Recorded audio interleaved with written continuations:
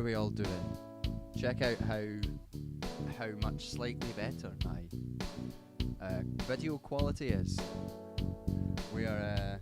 I'm just gonna pop out this chat so I can better see what chat's saying. Put it on my big screen. There we go.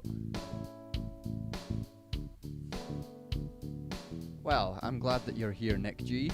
We can enjoy this together. We've got some white wine this time, some nice white wine. While I'm waiting for folk to come in, I'll fill out this track. Kind of chill track. Where did I put my plectrum? That's the next question. It's always disappears. There it is. Right next to me.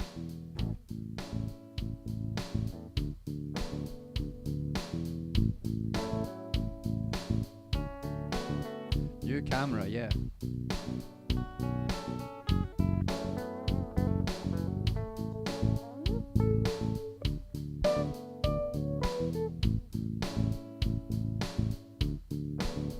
Volume is low. Volume should be that low. It doesn't look like it's low on the mixer. It looks like it's almost peaking, unfortunately.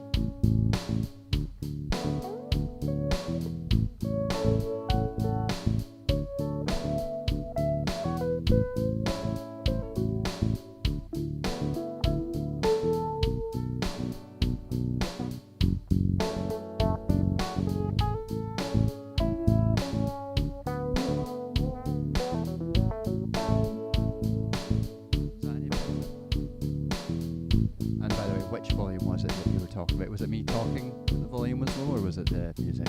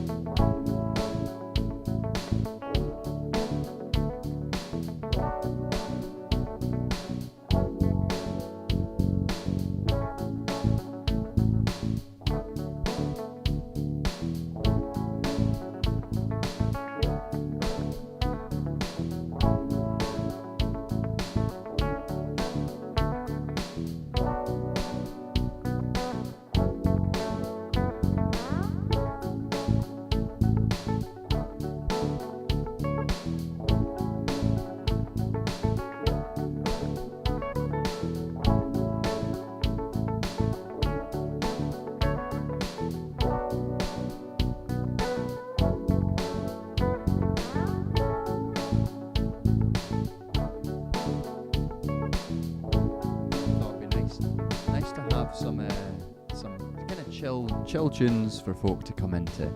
Just this is the vibe that we're starting with. Let's see if it's the vibe that we're going to continue with. My foot's hovering over the distortion pedal though, so we don't know.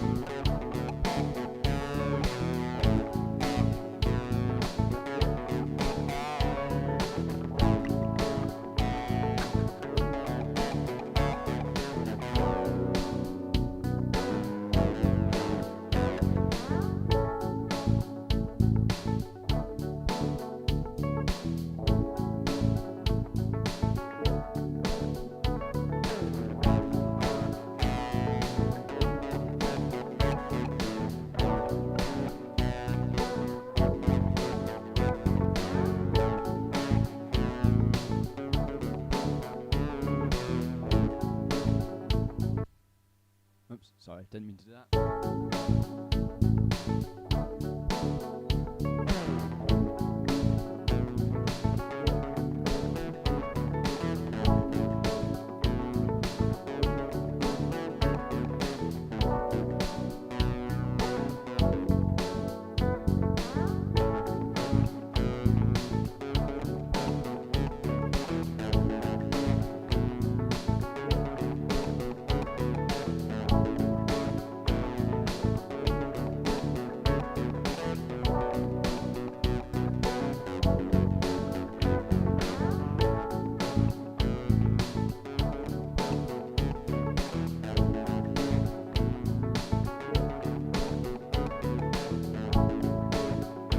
What do we think? A little bit of synth to round it off. Do you think? Just to finish it off. Is that what we're? That's a good idea. What synth have we got here? Oh. I think that was exactly what this needed.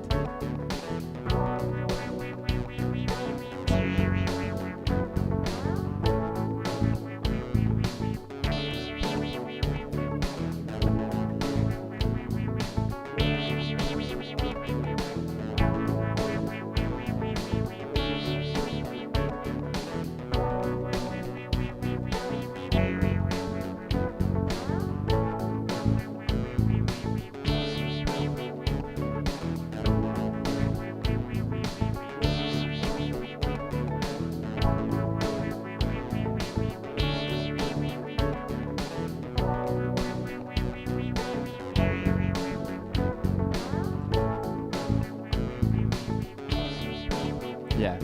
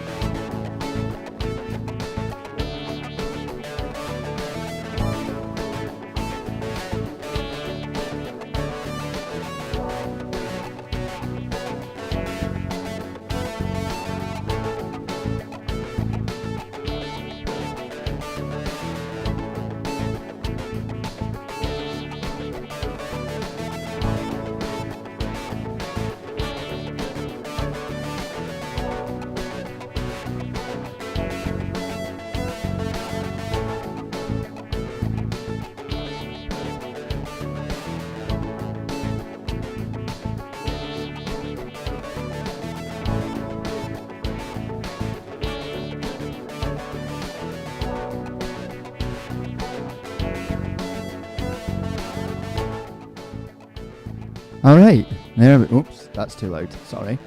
Here we go. Welcome to new stream with a new camera. Slightly higher definition me. And isn't that all we want? It's just a slightly higher definition me. For anyone who's not been here before, basically the order of operations is we play a bit of music, we drink a bit of wine, and we just chill out. And at some point, normally I get wound up about something, and that's fun for everyone. So, I guess, let's fire away. Hey, San, how's it going? I hope you're all doing good. I have not yet done that stuff for D&D yet. I will get to it maybe tomorrow, maybe Saturday. Who knows? I'll try and get it to you tomorrow. Yeah. Someone says I might do my PhD in Durham. Have I been there? I have never been to Durham. I have passed it on the train many times. I think. Should we check the wine out? So, today's wine is another one of my flatmate's fine wines. So we're gonna... Oh, Halloween, yeah. Maybe if I was doing a stream... Maybe next Dungeons and Dragons stream on your channel, maybe I'll wear my chicken costume as my Halloween costume. And also because it's so goddamn comfortable. I can't wear that chicken costume around the flat, by the way, because the cat eats it. I don't mean that he attacks it. I mean, he doesn't attack me in it. He loves chewing it. And if I want to wear it at any point, he fully goes to try and chew it. Like, it's like he knows instinctively what chicken is and knows that he's a cat and has to eat it. So I can only wear it in the safety of my own room, away from the prying teeth of the kitty cat. Can't wear mine on stream because it requires a mask. Oh well. I'll still wear my chicken outfit for fun. Yes, so the wine today. Wine today is from my flatmate's fine wine, because he's got too much wine. What a problem to have. And I'm willing to help him out with that problem. So we've got a lovely white wine that's going to be way too nice for my ability to what's the word? To appreciate it. But we'll do our sommelier stuff, and let's read what it says on the label. So it's a Morum Rioja, which is a wine, 2022, California. So I'll do my impression of my favourite sommelier on TikTok. So we're looking for lots of bombastic, lots of fun, lots of character from this wine, from the Southern California. We want beach vibes and the sun and the sand, and we want to feel that all the way through this wine. But let's see what the label says. Angels, I was very excited when I was given the opportunity through your continued support. God, I can't read right now. To make this very interesting Rioja Blanco from 80% Macabeo and 20% Tempranillo Blanco. Although the area is known for red wine, some years ago Tempranillo was discovered, and I'm sure you will love it. Filled with pear and apple aromas, this wine is great to enjoy before dinner. Too late. With some salted almonds and olives. Olives can go fuck themselves, but I do like salted almonds. Or during dinner of grilled fish, Thai curry or tapas. Muchas gracias. Okay. Muchas gracias. Let's see if I say muchas gracias.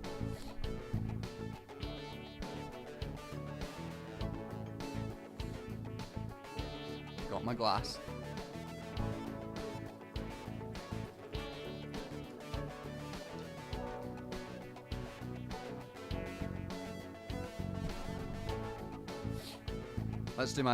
I'll do my sniff.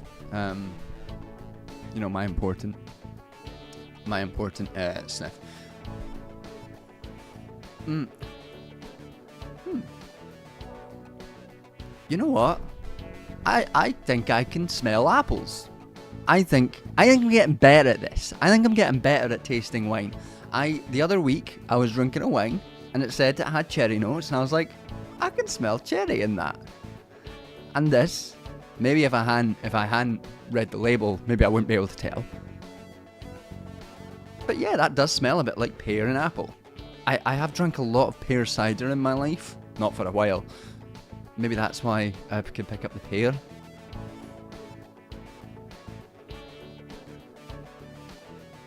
It's very nice. It's not very strong flavour, but it's a nice flavour. So not bursting with the energy of the sea like I was suggesting, my favourite TikTok sommelier might say, but nice enough. I'd happily drink a bunch of that. I was talking to some of my friends in the gym the other week, and they were, I have to do it to before reading the label next time, just to test. Yeah, I think I should start doing that. That might be a better idea. Yeah, I was talking to some of my gym friends the other week, and they were all talking about how, all these studies about how you drink a bit of alcohol and you're not back to your optimum peak performance for weightlifting, for gymming, for like another month. And I was just thinking to myself, yeah, but if I've always drunk within a month, which I have, then that is my peak performance. So there really is no issue. There's really no problem. I'm at my peak, and that's not going to change. Need to be in the sun to get the full effect. That is true, but I do have a very bright lamp shining on my face. Is that the sun? Are we so arrogant to call this ring light the sun? Yes. That is extremely nice, though. That is very refreshing. Oh, that is good.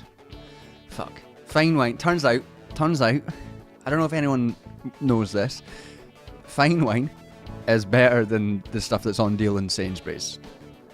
I've done a lot of experiments with the stuff that's on deal in Sainsbury's. This is nicer. Oh man, I was watching that sommelier. He was this guy. He's very charming, very posh English.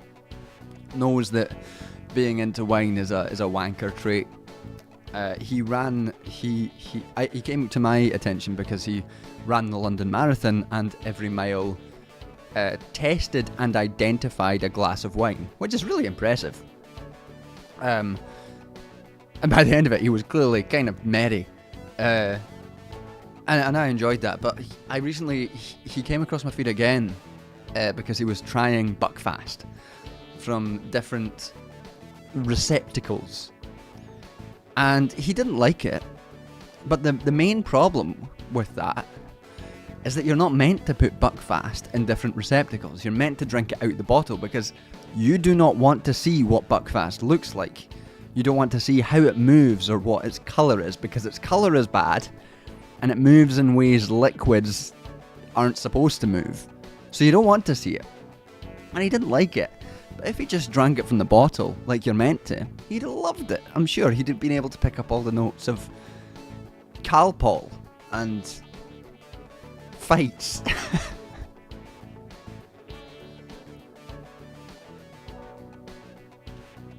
Yeah, but when I put lemonade in a fine wine, people yell at me. They don't if I buy it in Sainsbury's. That's a very good point. One time when I was bartending, a guy asked me what the most expensive whiskey that we had was, and it was like an 18-year-old Lafroig or something. Really beautiful, smoky, peaty whiskey. Really nice. It costs a lot of money. He ordered that, and he ordered a Coke, and poured the Coke into the very expensive Lafroig in front of me. And I was like, man, that is well more than my hour's wage just lost. just fucked up by a bunch of Coke. And I tried to be normal about it, but I remember it 6-7 years later, so clearly I wasn't. Never had Buckfast in anything other than the bottle, and have never really been inclined to do that yet. Of course, you're not supposed to. It's bad form. It's a mistake. It's you really just don't want to look at it. You really don't want that. You don't want to know what's going on with that strange liquid. I would say it's been a while since I've had Buckfast, but it has only been like a month. Alright, what are we going to chat about tonight? As ever, I've not really got any plan. Not really much to talk about. Not really, like, discussed much. Or I guess I have released a video. Has everyone seen the last video I did on that terrible article on degrowth? I guess we can talk about that. We can talk a bit about, I guess, what else is going on? Just horrible shit all the time. Ben Burgess talking shit about Fanon, which is the most mediocre mind to come out of the fucking 2016 goddamn explosion of kind of left-wing pseudo-intellectuals.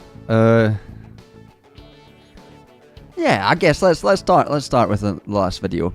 And as ever, if you're new, do I know anything about Islam and gender fluidity? I absolutely don't. I'm sorry. That, I mean, sounds like it would be an interesting area to talk about, but no, I'm afraid that's not something I've ever dove into. Was that an interesting? Let's go for this first. As before I get into stuff, as ever, questions and stuff that you want to talk about, I keep meaning, and I always forget to. Well, I used to do this. I used to post on Patreon, like doing a stream, any questions that you'd like me to talk about on stream. No one ever had any, so I stopped doing that. Maybe I'll do that again in a minute as we go on. But I lost my train of thought again. Mixing Lefroy is the closest thing to sacrilege for me. Yeah, it's bad. Not a good idea. Lefroy's not my favourite. I do prefer it to Talisker. But it's that smokiness, it's beautiful whiskey, it's so expensive to mix it with fucking Coca-Cola is outrageous behaviour. The person was American, and that makes it more annoying. That makes it so much more annoying. So I guess let's start off talking about. So the first thing I've been up to this week, I went to the book launch of Sarah Jaffe's new book. Sarah Jaffe is a writer, journalist, does a lot of work in labour work, like reporting on labour issues and stuff like that. She's a lovely person, and she was launching her new book, which is all about grief and using grief as part of political, as part of our political movements and understanding grief properly. And I thought that was a really interesting discussion. I think one of the things that got spoken about obviously a lot was who is grievable and who is not, who's legitimate to be grieved and who is not, and obviously within that context of ongoing genocide, there are people who have been declared largely grievable, and there have been many, many more people who have been declared non-grievable as terrorists, or as a very salient sort of example which was connected was the murder of Chris Cabot, who was a black man in London who was executed by the police the other day, and not the other day, sorry, and his executor was acquitted the other day. And as he was acquitted, a bunch of news stories about how he was really a gang member and all this stuff, all hugely racialized terms, but justifying his execution because he was violent, so therefore he deserved, even if he, like, I don't know, and I don't really care if he was a quote-unquote gang member. It doesn't really matter to the fact that he was executed by the police, executed by the state. what it does matter for is the idea that because of that, he should be ungrievable and his death should be deemed legitimate. I know those are interesting and I think salient questions that were discussed a lot yesterday. I should look up what Sarah Jaffe's book. It's not out in the UK yet. I think it's not going to be out in the UK until December, but let me just look it up. I accept your apology, but not on behalf of all Americans. I've met enough Americans, and I don't trust you to apologize on behalf of all Americans, because then in a few minutes I'm going to see something else that will annoy me, and then you're going to have to apologize all over again. Let me look up this book name.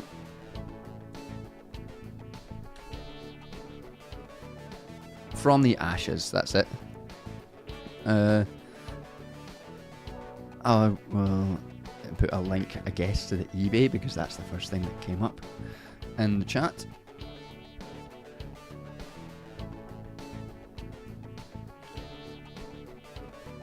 I won't put a link in the eBay because it's in the chat because it's too big.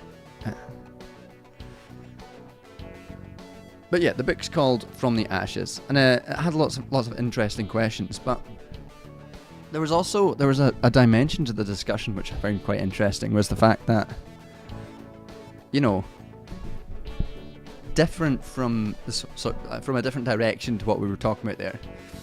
There's obviously discussions of personal grief and losing family members and things like that, and a lot of the discussion centered around like bringing in a kind of spirituality which has historically been missing from a lot of left movements, you know, especially in the latter half of the 20th century, and you know, in the UK and in America, particularly in the UK, where a lot of the time to be left was to be quote unquote secular, and there was and obviously, like, the fact that exists and the fact that we can overcome it is good. Like, the left should not exclude spirituality or religiosity from its bounds. I think it's good that we have largely gone beyond that.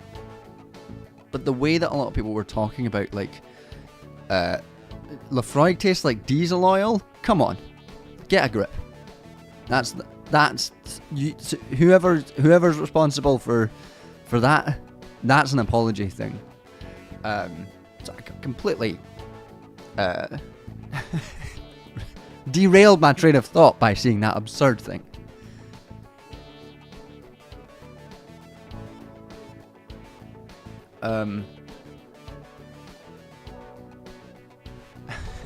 Sorry, completely derailed my train of thought. Yeah, so the notion of like spirituality was obviously played a lot in terms of this panel discussion about grief and about interacting with grief about the world and your sort of personal grief as well. But as someone who is so personally removed from spirituality, like, my family are not religious for generations going back, really. Like, technically my granny taught Sunday school, but she didn't really believe it. When my granddad died, at his funeral, they were talking about like, oh, you know, we've got to have these hymns. He loved hymns. And then my mum was like, that man did not have a religious bone in his body. He did not. That was not his thing. He didn't give a shit, really. It was just sort of a milieu which existed. So, and that was sort of passed on through my mum. My dad's family, they were not really religious either. So there's not really any sort of like spirituality kind of link. And there's no kind of, I don't examine or frame emotions like grief or you know, considerations of death through a lens which I would consider spiritual. And I know that some people would be like, oh, that's just the way you're engaging with it is just spiritual in its own sense. And I would be annoyed by that, because it's not how I identify with those things. And I found it an interesting sort of missing piece in the discussion about grief, how almost like it's assumed that to grieve properly requires you to be in some sense spiritual, which I don't agree with, because I both my, it's just past a year since my granny died, and it was a strange, for both my grandparents. They died in the ways that they died were kind of a relief, because they both had Alzheimer's and dementia, and that made their lives really hard by the end, and it made them, they sort of hollowed them out as people and brought to the fore some really poor qualities, and their standard of life was really bad. But not just that, their caring for them took up so much time and so much energy, emotional energy and physical energy, from my mum, and particularly from my auntie, who lived across the road from her. And like balancing those emotions with her death was like, you're like, certain people were set free by it in a way that allowed them to live again. And that's a difficult thing, to kind of balance the deep sadness for someone being dead, but knowing that person has kind of been dead for a while. Like the person that I think about when I think about my granny or my granddad died long before they actually died. They came back in like bits and pieces now and then, and they emerged, they woke up, but that was few and far between. And so you have this sort of strange navigation of what grief means. But none of that navigation and none of the emotion was anything that I engaged with on something that I would consider spiritual. like I wouldn't think about it like in that sense. A lot of it was finding things that made us laugh. Like at the funeral, my dad wore a suit that made him look like he was dressed like David Bowie. Why? Nobody knows. He kept saying, "It's the only suit I've got," which is a lie. That's not true. He has suits that are not navy blue shiny suits, and he was wearing these big sort of bulky fucking trainers as well for some reason, and like they're like bits and pieces that are funny about that stuff, and that's like as much as we enjoyed kind of like engage. That's how we kind of engaged with grief in that sense. There's a lot of the time was laughing about it, enjoying enjoying the lives of the people through laughing, basically, which is endemic to our family. We deal with our emotions by making jokes. It's not spiritual. And I would be annoyed if someone just tried to make that spiritual, because I think in a sense it would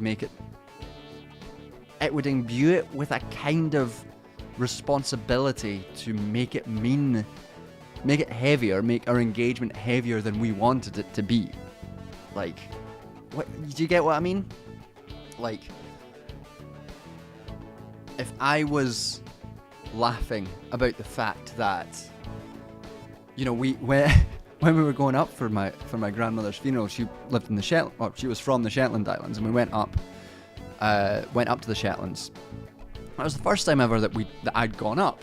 Well, the second time ever that I'd gone up and I hadn't stayed in or been to my granny's house, the house that we went to for 30 years growing up, every summer. We stayed in a hotel, but the hotel we stayed in was fucking. It was genuinely like the Overlook Hotel from The Shining. Things were falling off. There were all these dank corridors. The staff were bizarre. They didn't understand the concept of vegan, things like that, and a lot of the funeral and a lot of the wake was us laughing about shit like that. And if someone was like, that's very spiritual, you either engaging with it, suddenly it would be like, you'd be dragging it down both with weight, which isn't to say that spirituality or engaging with it is wrong, but in that context, you'd be giving more weight to the way that we wanted to engage with that emotion. And I just thought it was an interesting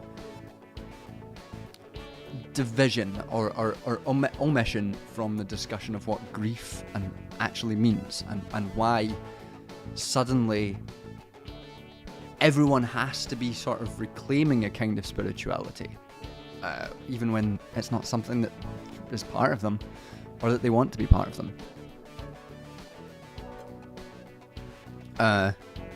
So that was fun. I also saw a really big rat after that. A really charming young man. I didn't really mean to start off the stream with talking about death and grief to that extent, but here we are.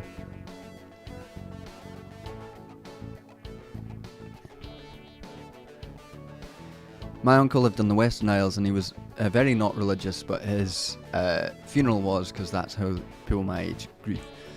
People of his age grieve. Yeah, I mean, a similar sort of thing. I mean, it was interesting. We actually missed, me, my dad, and my brother missed the direct funeral for my granddad because it was in January and there was some snow on the runway and they couldn't deal with that. So we actually didn't go to the church. And what, that that produced its own kind of funniness because me and my brother and my dad were all supposed to be pallbearers. All of us are plus 6 feet tall. And because we weren't there, they had to draft in some other folk, and then it was kind of squint.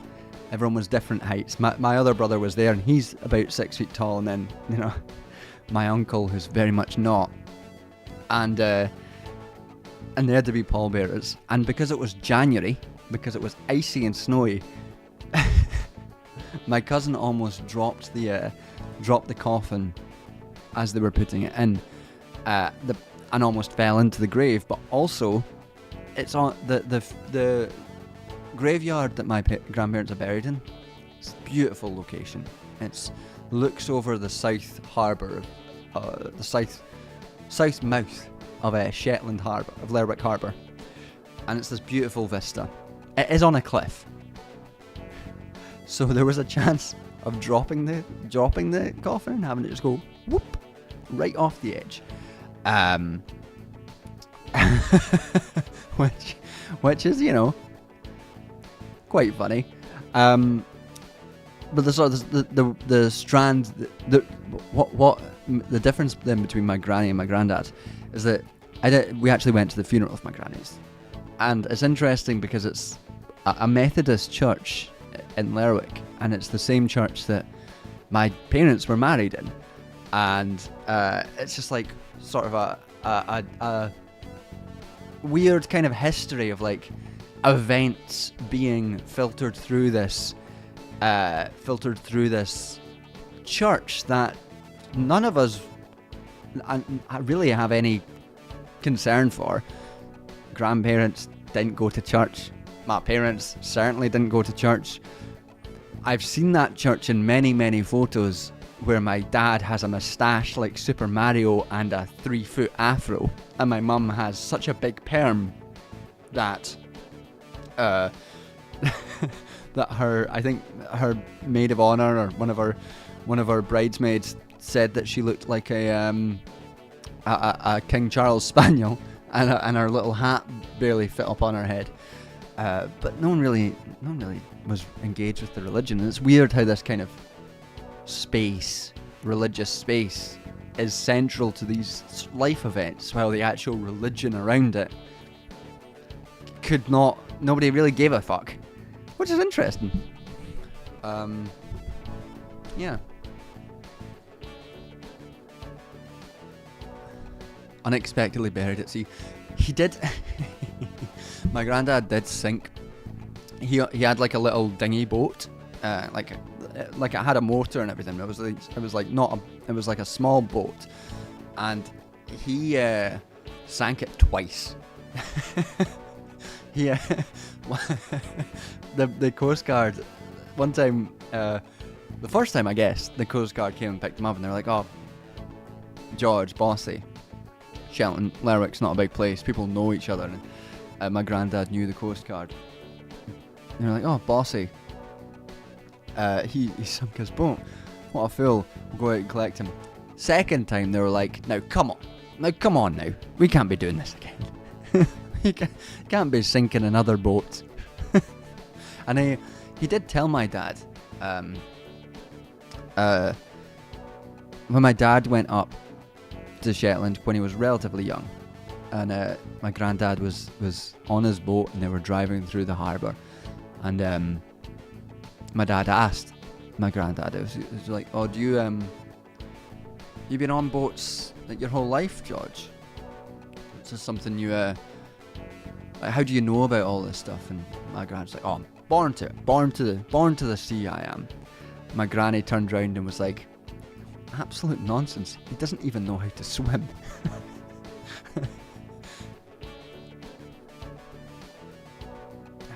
So, you know, he could have been buried at sea. Interestingly, this is the John the Duncan family history story hour, by the way. My great granddad, a lot of my family died at sea.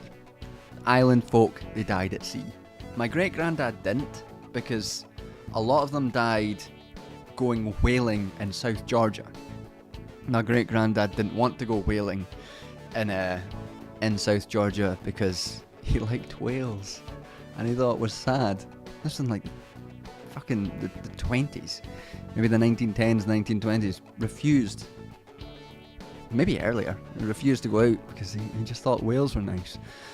And so he spent the rest of his life being a wheeler dealer, sort of doing odd jobs now and there, like hiking out the cluds of peat. As Sinan, if Sinan's still here, this is the same one who did the thing about catching the guy's turd on a spade.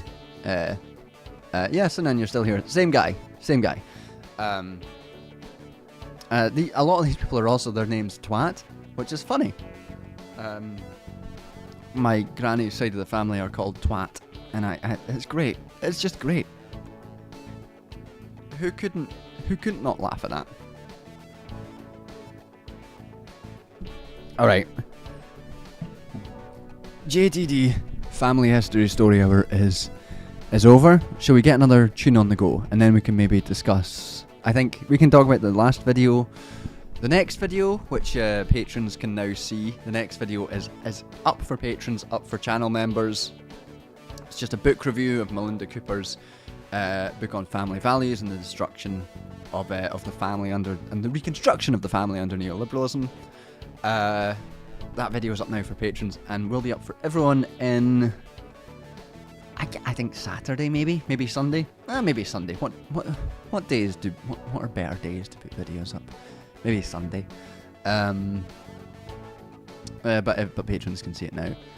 And yeah, anything else that anyone wants to chat about. But let's get a new tune on the go first.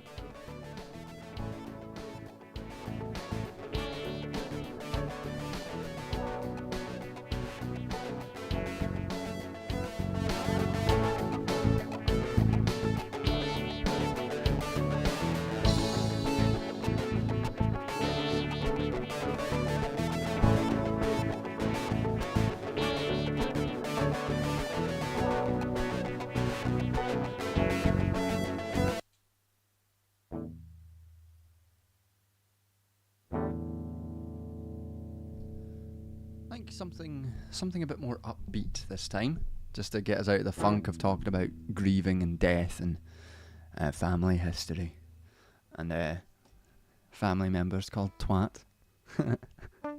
It means a cleared area in dialect, which is still so funny. Twat means a clear area. We have relatives called Wat, but we know they're twats deep down. They changed their name when they moved to Canada for some reason.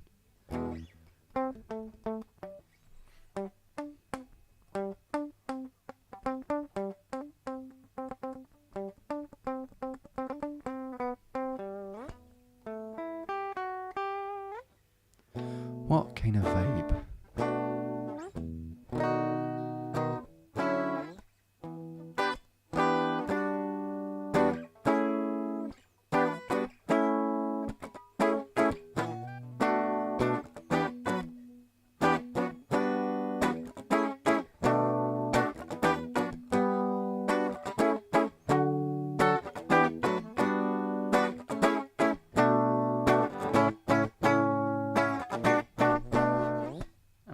Okay. I know, John the Twat. Wouldn't that be nice? Imagine school though. Wouldn't be great.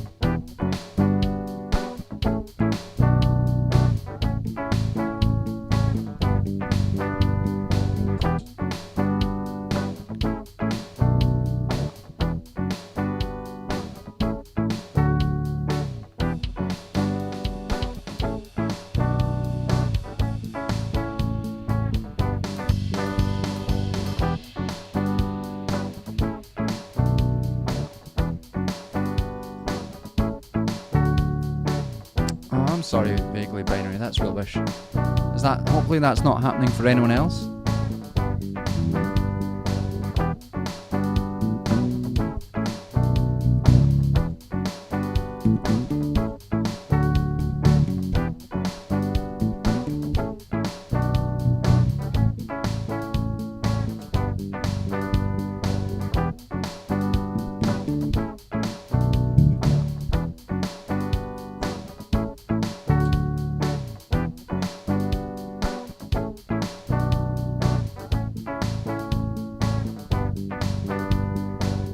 If I had taught a rat to play the drums and I wasn't using it for content, then you would be within your rights to take me out somewhere and shoot me in the head, because a rat playing drums is what I would call the platonic ideal of content.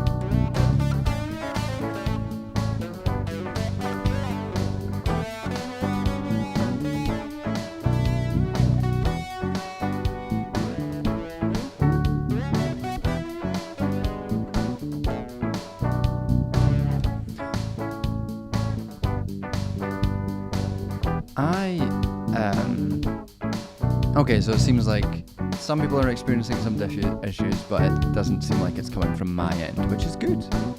I'm not sure what key this is in. So I guess we're gonna find out together.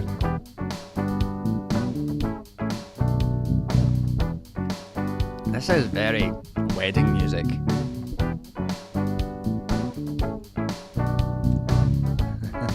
The bass is there.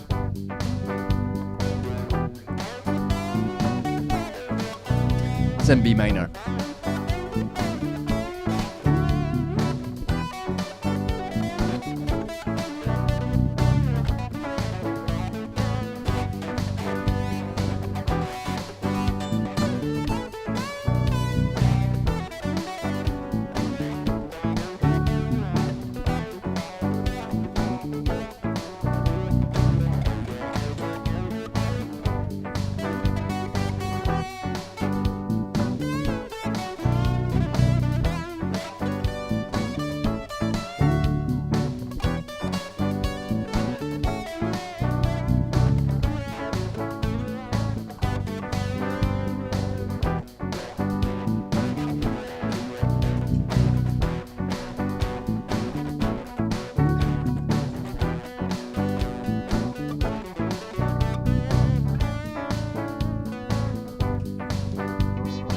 I've got a feeling this is going to turn into a Sonic track.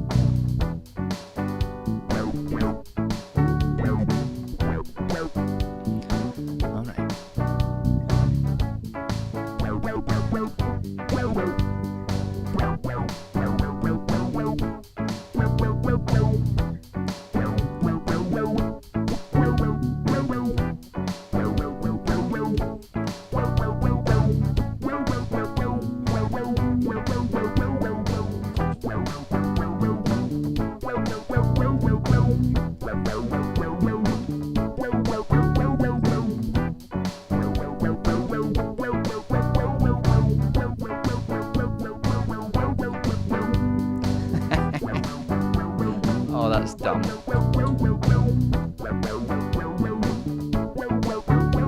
That's some chemical plant ass shit there.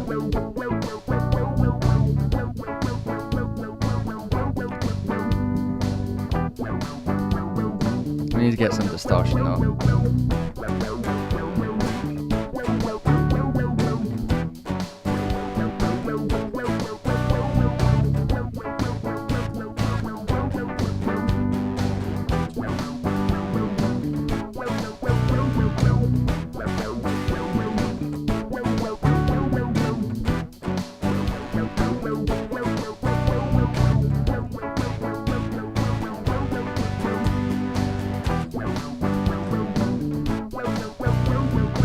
What if Daft Punk made a Sonic soundtrack? It's such a perfect vibe. I just realised that I also forgot to tweet out that I'm live, so I'm going to do that now.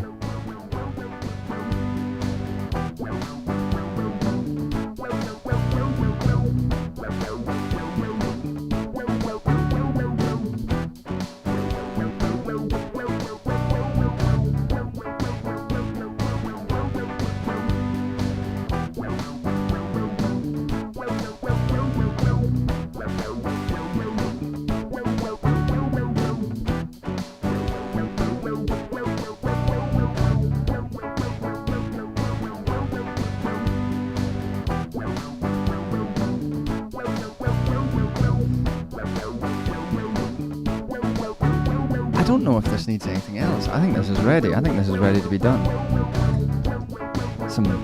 Get some fucking sick ass licks going.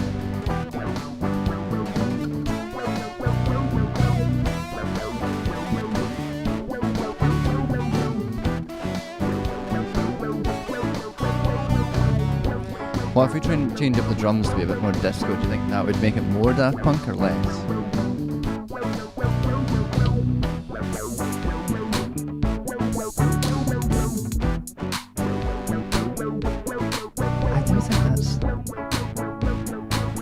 do think that is slightly less Daft Punk than when it's the actual drums.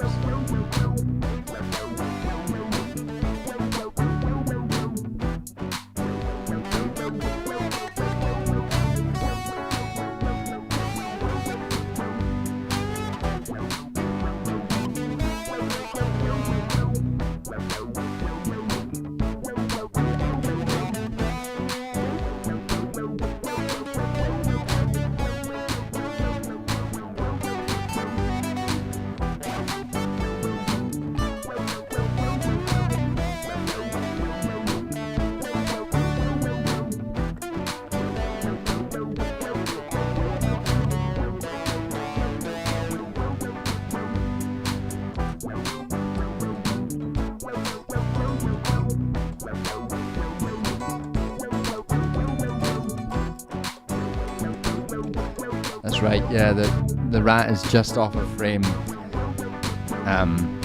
The rat gets treats, yeah. I think that's ready, I'm happy with that. I'm gonna change it back to the old drums though, because I think the old drums were slightly better.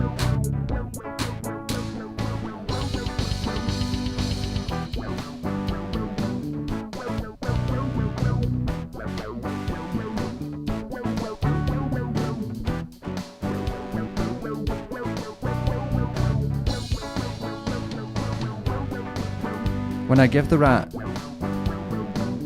rat some treats, he does a wee fill. Watch. Amazing. He's so well trained. I like that.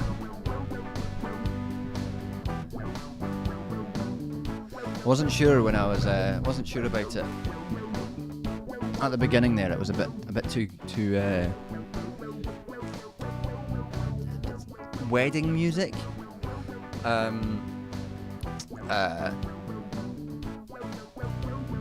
I think we rescued it. I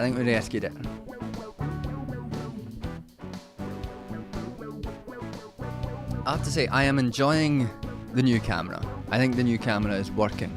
I think that I think this was a safe. It cost me like £60, so it better fucking work. But so far, I'm glad. And this wine is good. We're all doing great. Wine is nice. Camera's nice. We've done Sonic. Daft Punk does Sonic. It's only up from here. So,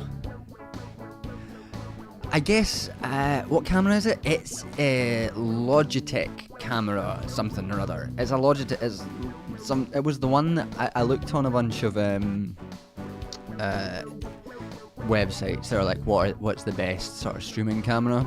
And the best one for a budget was this Logitech one that people kept talking about. So I went for it. As we all know, I'm very tech savvy. I definitely didn't for 2 years.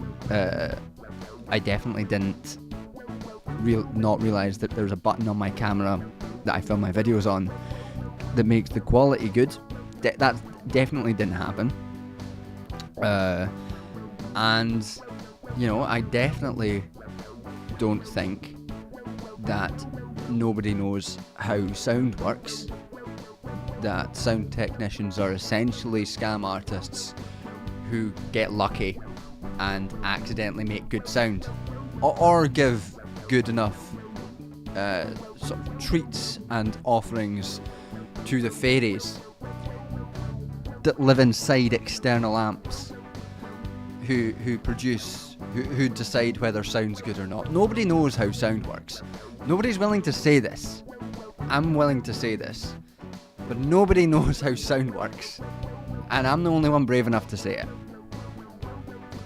And maybe they'll cancel me.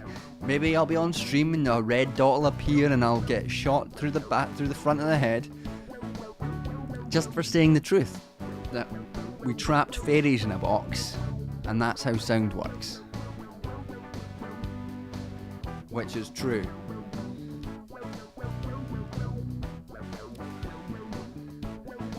Talking about some bizarre behaviour on stream. You really think the quality good button would come pre-pressed in your defence? Now, see, you say that in my defence, but if you go back, I'm a professional YouTuber. I've been doing this for 5 years now, so I have no no excuse.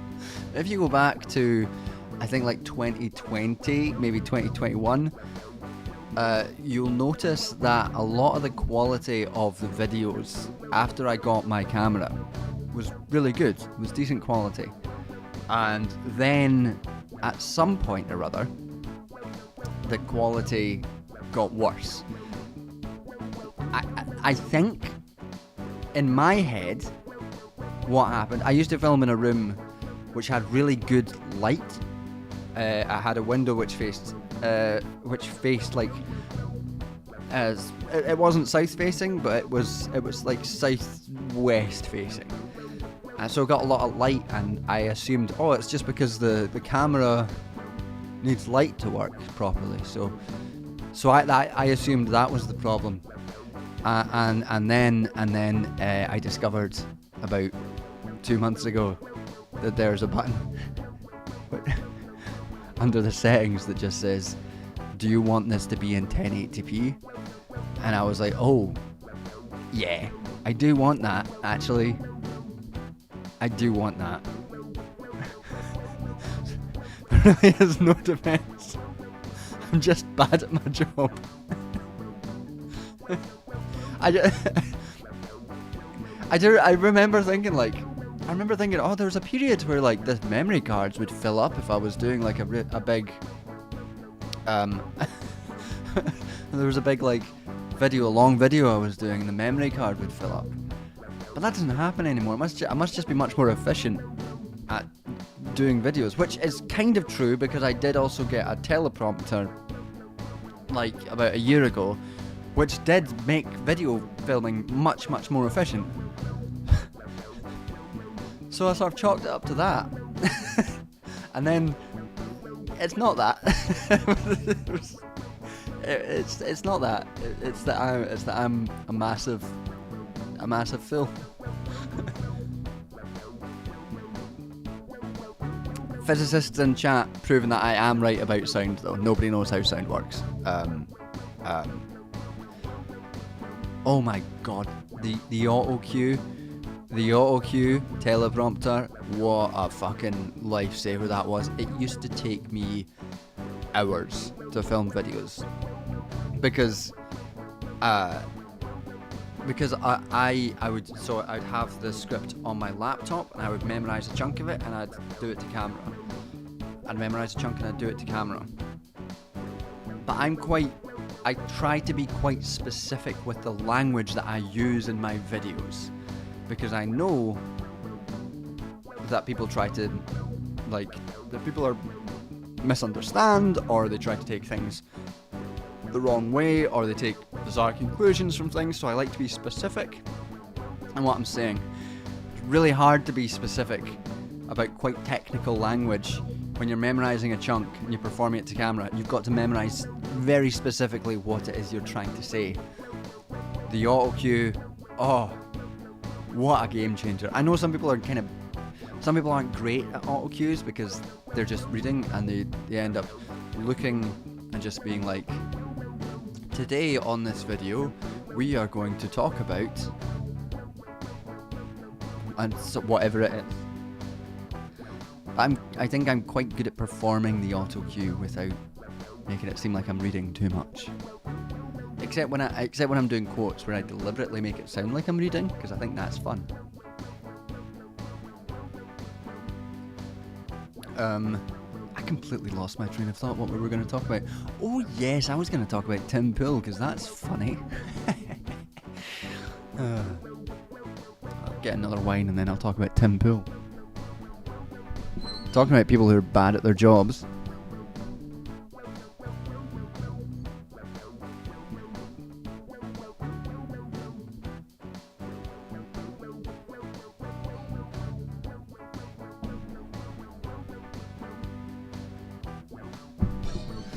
Yeah, everything is on the auto cue for this stream. I know what you're going to say. And I have. It's like that episode of Doctor Who, Blink. I've been to the future. And I have a transcript of everything that's being said and all the timings of it. And like all the music tablature and everything. That's all up as well. I've got a fucking mind palace going on here. Except it's on a screen. I've got a screen palace. I know what you're all gonna say. But I can't prove that I know what you're gonna say, because you could be like, oh, you didn't know I was gonna say this. And then I could say I didn't know you were gonna say that, but that would just be what the auto cue is saying. So no matter what I say, no matter what you say or don't say, all of it is in the auto cue.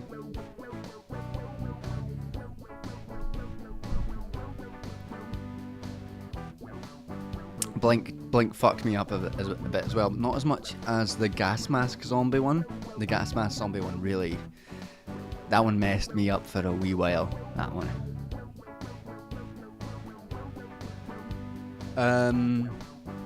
Yeah, so Tim Pool. Have we all seen that Tim Pool has quit doing his job to the stress of doing his work. He says he works 16-hour days. And I think, you know, we're talking about people who talking about, you know, me being bad at my job. I guess Tim Pool is technically good at his job in the sense that he makes a lot of money out of reading articles and misunderstanding articles on stream, which maybe I should do. The water zombies on Mars episode is bad as well. That one's scared. That one still freaks me out a little bit. The way that their mouths are, horrible. Yeah, I mean, Tim Pool quit his job, and part of the reason, there are two funny things that I want to talk about. The first is that he talks about how everyone else is at fault, basically, because they're not putting in the effort to produce a show in the same way he is. He's working 16-hour days to produce these shows, which I find baffling. I cannot conceive, for the life of me, I cannot conceive of what he is doing for those 16 hours. He's not editing those podcasts and those videos. Like, I guarantee he does not have he would have farmed that job off a long time ago. He's not coming up with that. He's not doing that shit. He's not doing the technical aspects because, first of all, the audio is controlled by fairies. As we've established, we all know that. So he's not doing that. The fairies are doing that. Maybe, you know, he clearly gives them offerings of skateboards or something so that they do it right, but who knows. He's clearly not spending a lot of that time on research because have you heard him speak? Have you seen him try to sort of mine the fluff that is existing in his brain for the semblance of a coherent thought that doesn't sound like it was, you know, recorded straight from the voice chat of a 14-year-old on Call of Duty? Clearly he's not doing research. So what the hell is he doing? What the fuck is he doing for those 16 hours? Is he just sort of fannying about, just standing about going like, yes, actually, I do think it's really important that we talk more about how wokeness is a disease or something, how men are, I don't know, men are being attacked by the world, how there's a race war being sparked in America, shit like that. He's just spending like hours just chatting shit to folk or like polishing the swords. That is so funny that he's got swords hanging up behind him in his fucking cavern, his fucking cave. Like, what the fuck is he doing? I genuinely cannot conceive of what he's doing. And for all, with all this time.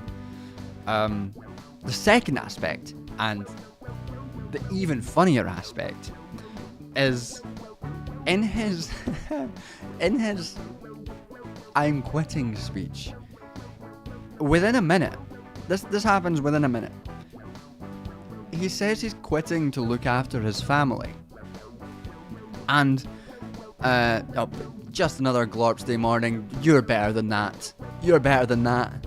We don't have to do a Tim Pool is not a sexual being, as we'll get into in a second. He does not understand. He's a fluff boy made of fluff, who is just a sort of he's sexual in the sense that a 14-year-old boy is sexual, and that in the sense that it's a fantasy for him. Sexuality, it's not real. He's never had sex, and he will never have sex. It's not a real thing. He's never polished his swords. Sorry, that was a bit loud. He's never polished his swords because it doesn't exist to him in a real sense. He's an eternal on the eternal cusp of puberty, which is all the more sad why he's so bald. But yeah, no, that's not a sexual character, as we'll get into in a second.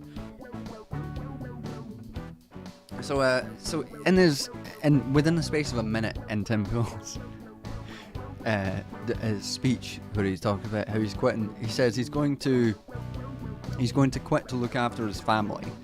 And when he said that, I was like, oh, that's strange. I didn't think Tim Pool had a family. I can't really conceive of Tim Pool having a family. And then, within a few seconds afterwards, it is revealed that he indeed does not have a family, and producing this 14-year-old white supremacist fucking nonsense podcast has really stopped him from being able to find a family. So he is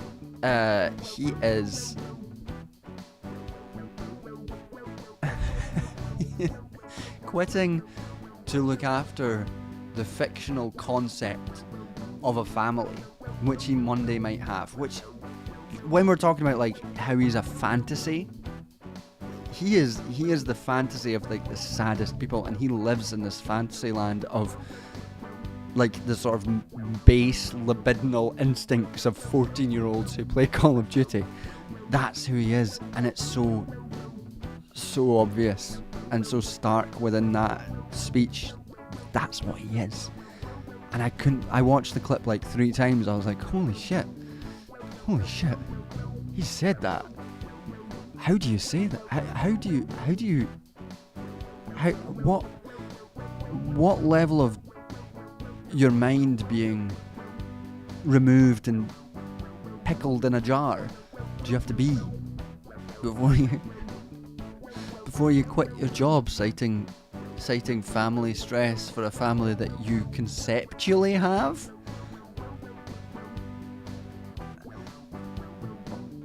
What's happening there? What's happening in that brain? To be fair, I can see why that podcast would make it difficult to date a woman. Oh, 100%. I don't think, that's what I say. I don't think he's a guy who's ever had sex or will ever have sex. I think that he is a man who has imbued the concepts of like one day, like he's Beavis and Butthead as a human, as a man. He's just sitting in his front room giggling about how one day he's gonna score. And it's never gonna happen, because Beavis and Butthead don't grow up, and neither does Tim Pool. He's gonna go to a skate park, sit on his sofa and giggle about scoring one day, and it'll never happen. But the stress of it is, he'll imagine this world where he has a family. And just like, it's just, he must have seen other people quit things to look after their families, and assumed that's just what you have to do, or that's what you have to say, because otherwise it completely makes no sense. I don't know if any of you are enjoying talking about this as much as I am. I am fascinated by it. I'm not normally fascinated by anything Tim Pool says or does, because again, his brain is made of cotton wool. It's not real. Hello Soul Bunny, how are you doing? Everyone go subscribe to Soul Bunny, by the way, if you're not already. great channel, great content. We're talking about how Tim Pool is a bizarre character. Yeah, just say you don't want to do it anymore. He's so rich. Just like, you could just say, oh, I don't want to do this. It's stressful. You don't have to make up a lie about how you're doing 16-hour days, because that makes you look like the worst producer who's ever produced. Because there's no reason for you to do that. You don't really have guests. You have a rotating cast of fucking nitwits that you cycle through, and then you get scared of what's his face, Sam Cedar, every few months. Bizarre character.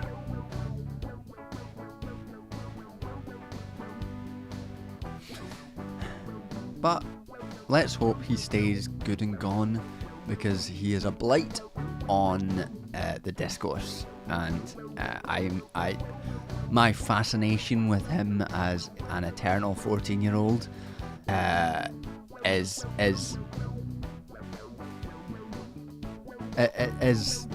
outweighed massively by the benefit of never having to see his fucking face again. Real benefit of never having to see his fucking face again and hear about whichever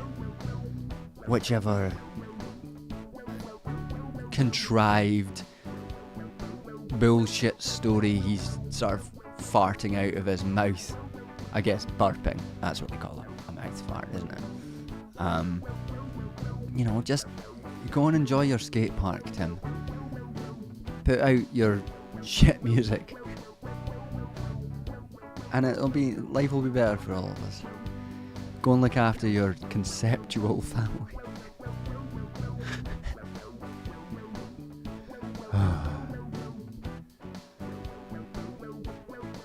If I was going to monetize my hate, I'd focus on my hate for the Red Hot Chili Peppers music. Now, be careful, only Luke that matters, because I'm aware of how close this music that I'm doing on stream could be to Red Hot Chili Peppers music, and I might have to come for you.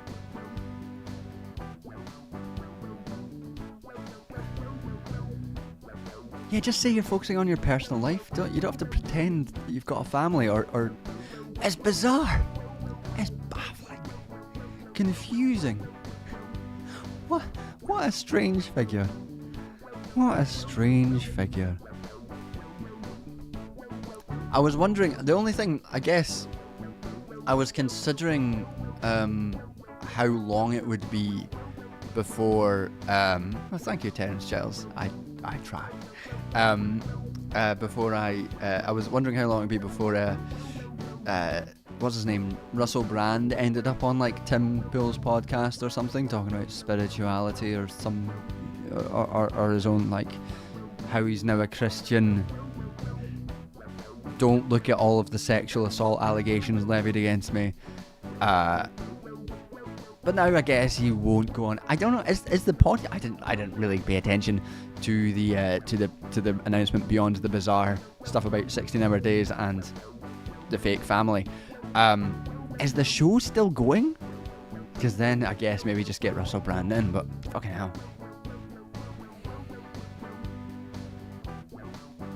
Oh, Tim Pool gives incel. Tim Pool is like the incel's incel. Tim Pool.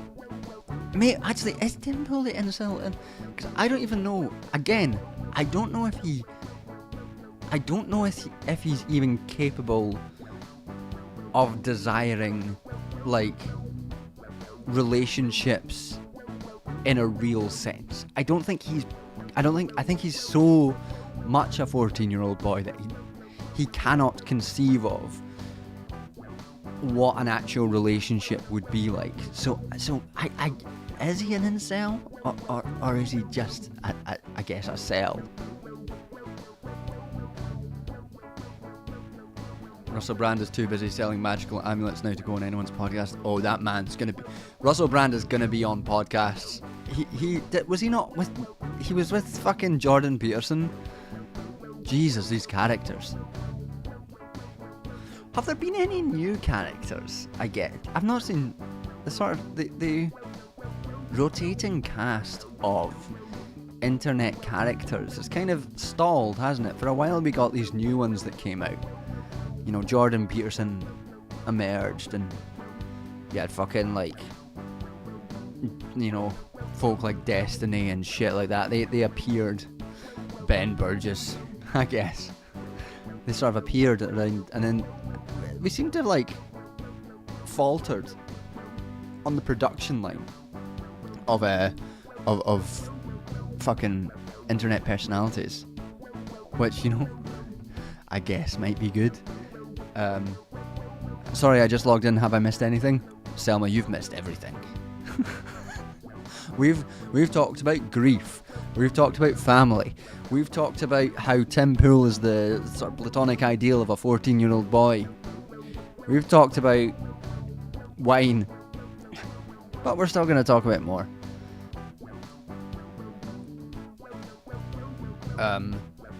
Do I play Baldur's Gate 3? I just recently finished Baldur's Gate 3. My first playthrough. It took me so long.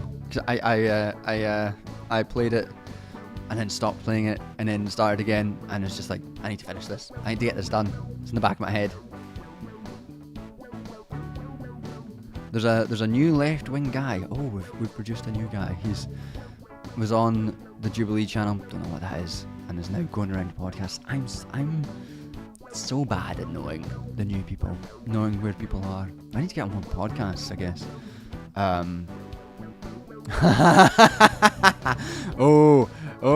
Almost afraid to ask, but I love his work. But what's your take on Rutger Bergman?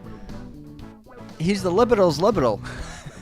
I am gonna read his book on Utopia for Realists because I think I'm gonna hate it.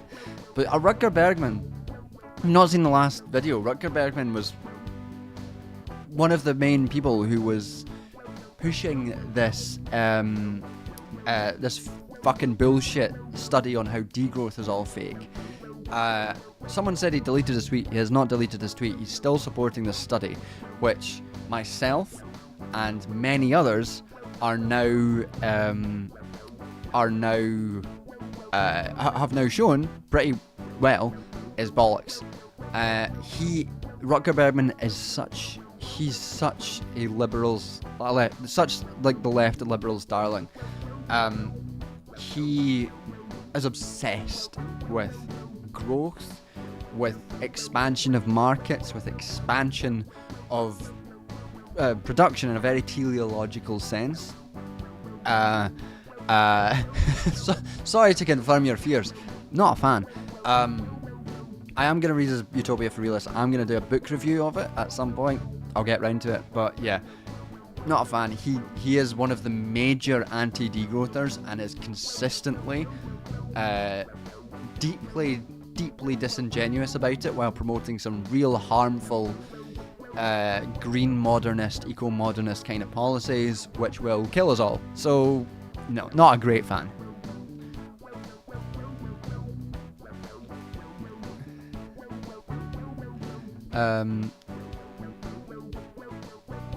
Biggest Baldur's Gate 3 question was, who did you romance? I fucked up my romance because I was trying to sort of balance them too much, and I ended up, my plan was to romance Karlach, and I kind of fucked it up because I was trying to play the field too much.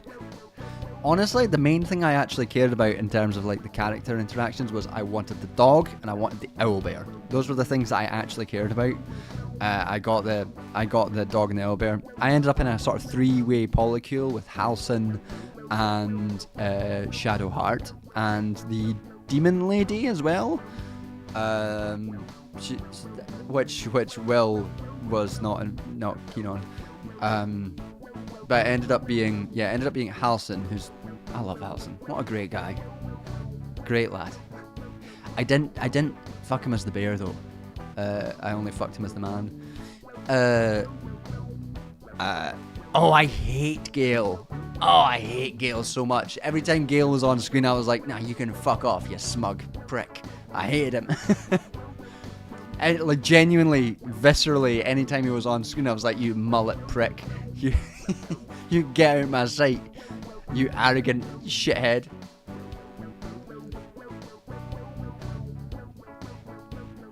Yeah, the demon. I had the demon Shadowheart, and Halcyon. Yeah, I had the three of them in a in a sort of polycule situation, which after all seems to be the point of Baldur's Gate.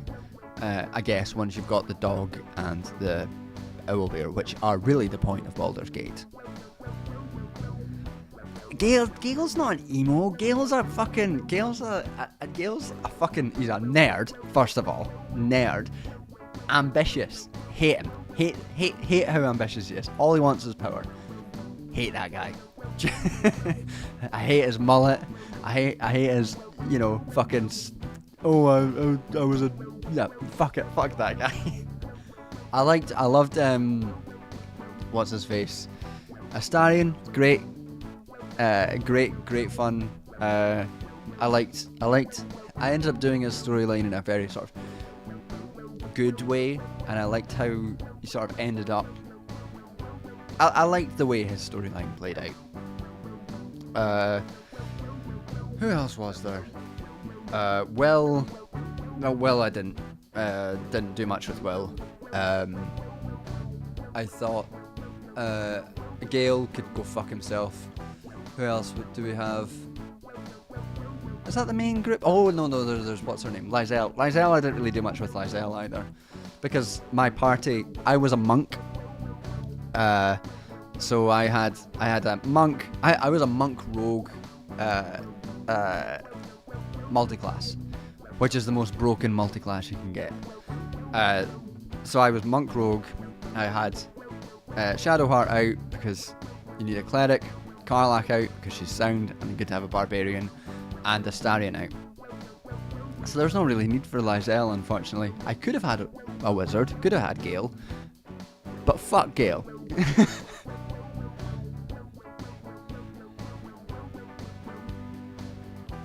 Ditched Astarion at the first chance. He kept getting pissy whenever I was vaguely nice to anyone.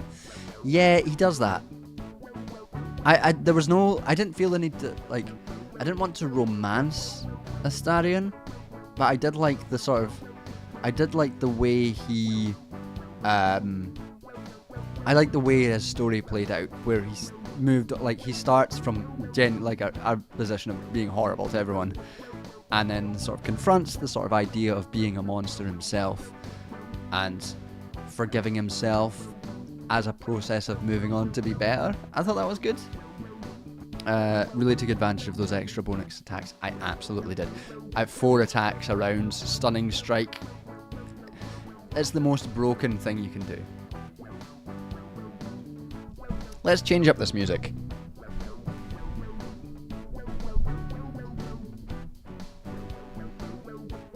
I think Lizelle's useful if you're not that concerned with Karlach, but a barbarian is kind of better than a fighter.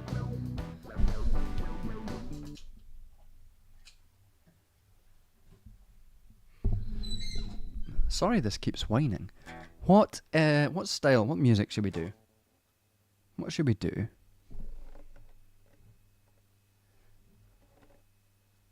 I'm thinking a more chilled one again.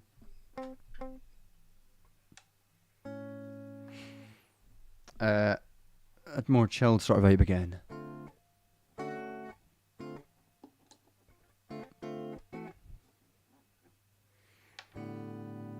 What are we thinking?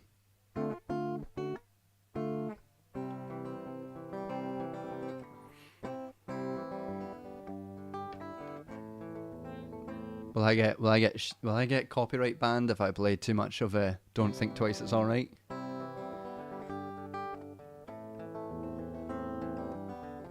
Is that still under copyright? Who knows?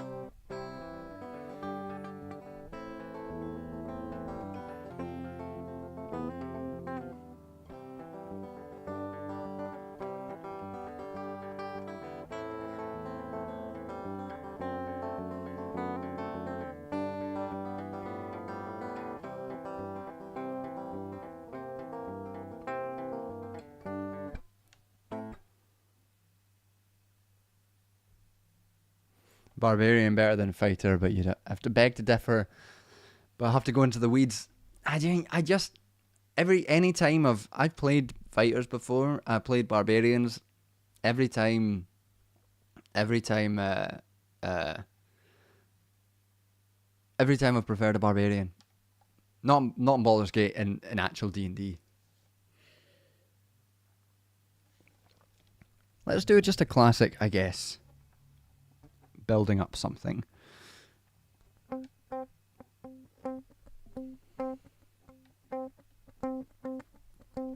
We'll just start with this and build it up. Okay.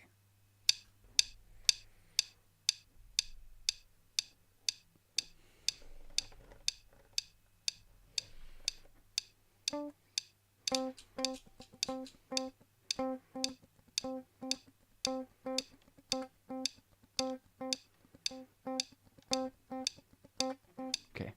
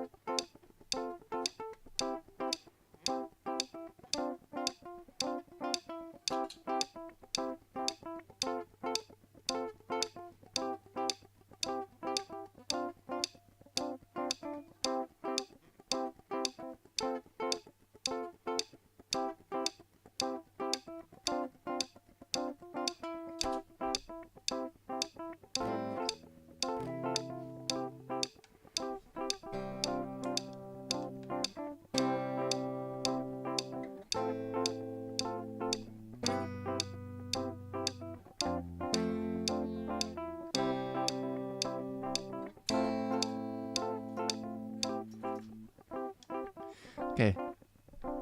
Hello, Mark. How are we doing? We are all nerds here. Nerds.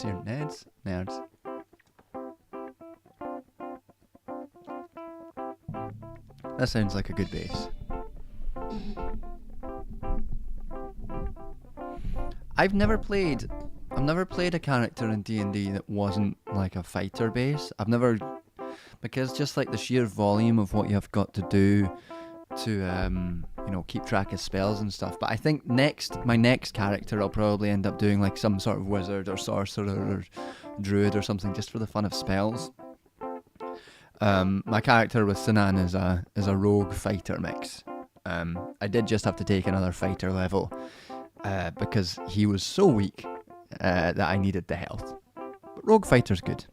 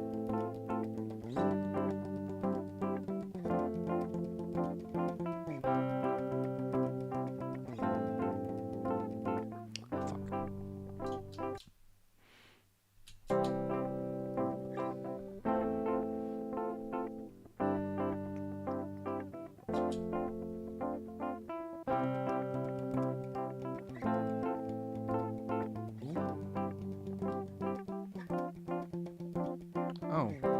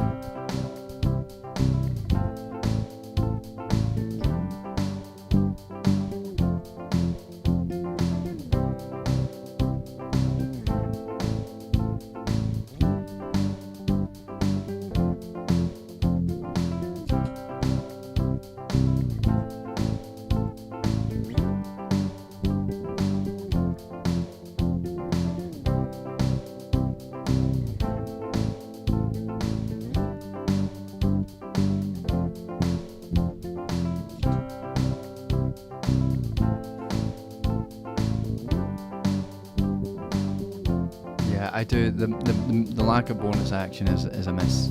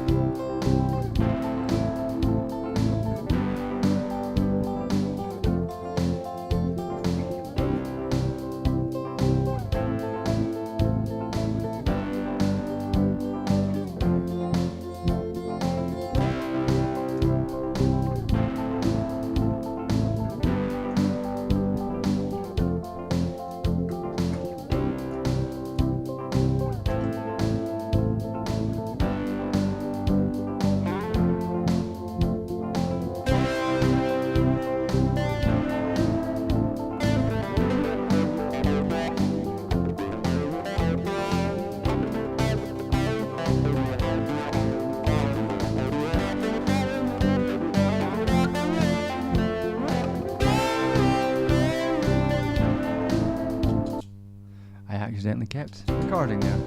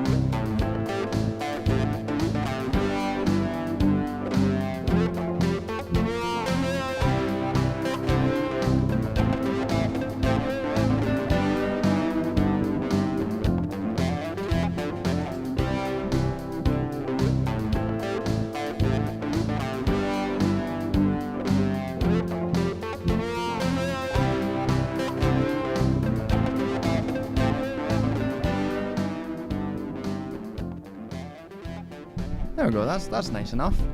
That'll keep us going for a few minutes, and then we'll come up with something else.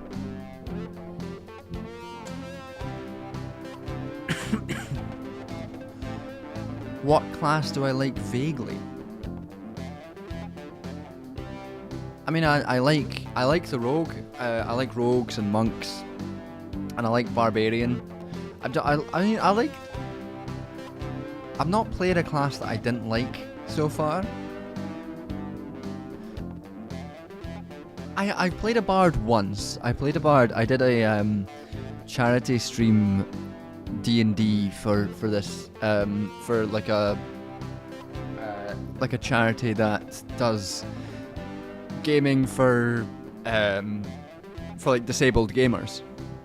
I did a charity stream for them and played Robbie Burns as a bard, which was quite fun. That was quite an entertaining time. I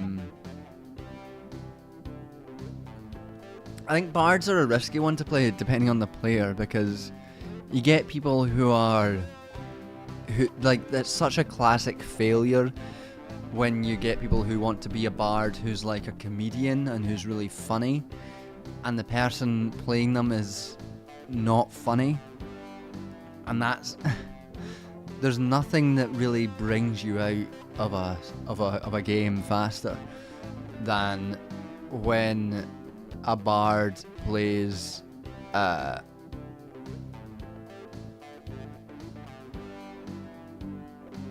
yeah, sorry, I misunderstood.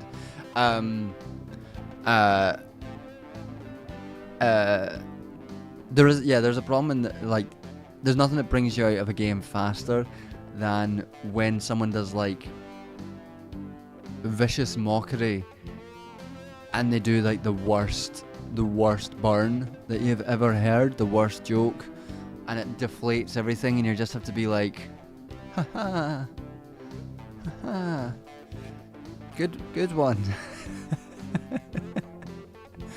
Yeah, that's always a risk. It's lucky that Bard in our game is both funny and a funny concept. Yeah. Our Bard in our game is Barbecue, who's a construct, and from a particular land, who's escaped, who's part of like the brigade of this this foreign land, and me and my character and her character are like friends from before the campaign, and she's learning how to be basically in the world, and has unfortunately come across my character, who's not the most normal man, despite the name of our party, which is Team Normal. My character is not the most normal, well-adjusted person. So I'm a bad influence, and that's always fun. And she's great. She's great playing it. She just, endless curiosity, lots of fun, gets up to some hijinks.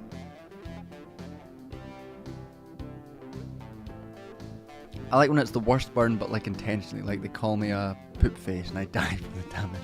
There's a way to do it, but I've been in games where the person has tried to be like, oh, I'm a bard who makes people, I'm a stand-up comedian bard, and you're like, okay, let's see how this goes. Let's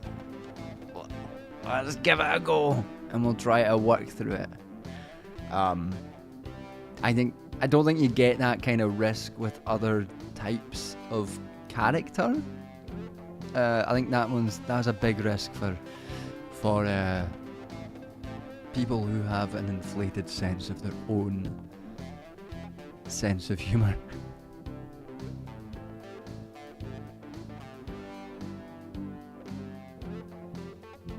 We did stop fleeing for an orc army to buy drugs. yeah. Stand-up comedian bard, but you can't make fun of orcs anymore because of woke. That would be funny.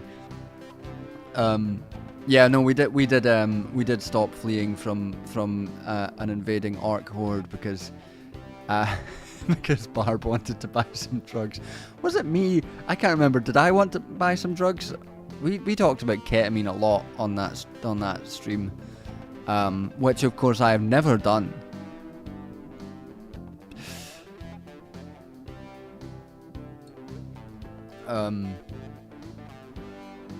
Yeah. Anyway, what else have we got to talk about? We got an hour left. We got time to discuss things. Oh, I guess I keep bringing this up. I was gonna keep talking about that last video I did. That one was on Barb. Cool. So, an update for anyone who for anyone who watched, and I guess for anyone who didn't watch the last video, which was extensive takedown of that bad paper out there that was claiming that 90% of degrowth was opinion rather than analysis. An update on that is I have sent a letter to the editors of the journal of that paper, because like the problem isn't just that. It's not just that I disagree with the paper. The way, and not even like the methodology issues that we bring up in the paper. Things like, you know, an absurdly restrictive sampling method and making outsized claims. Whatever. That's shit gets published. That sort of shit gets published. The stuff that I focused on in my letters to the editor was the stuff which I consider just lies, just academic dishonesty. The way that they framed quoting other studies, saying things like, at no point do the authors of such and such study indicate a reason for why they chose this town for their analysis. When you turn to the paper, you find extended paragraphs where they do that, and various other examples. I think that is malpractice, academic malpractice, and would require retraction or correction on the part of the journal editors. So I have sent a letter, and we'll see how that plays out. It's currently with the editors.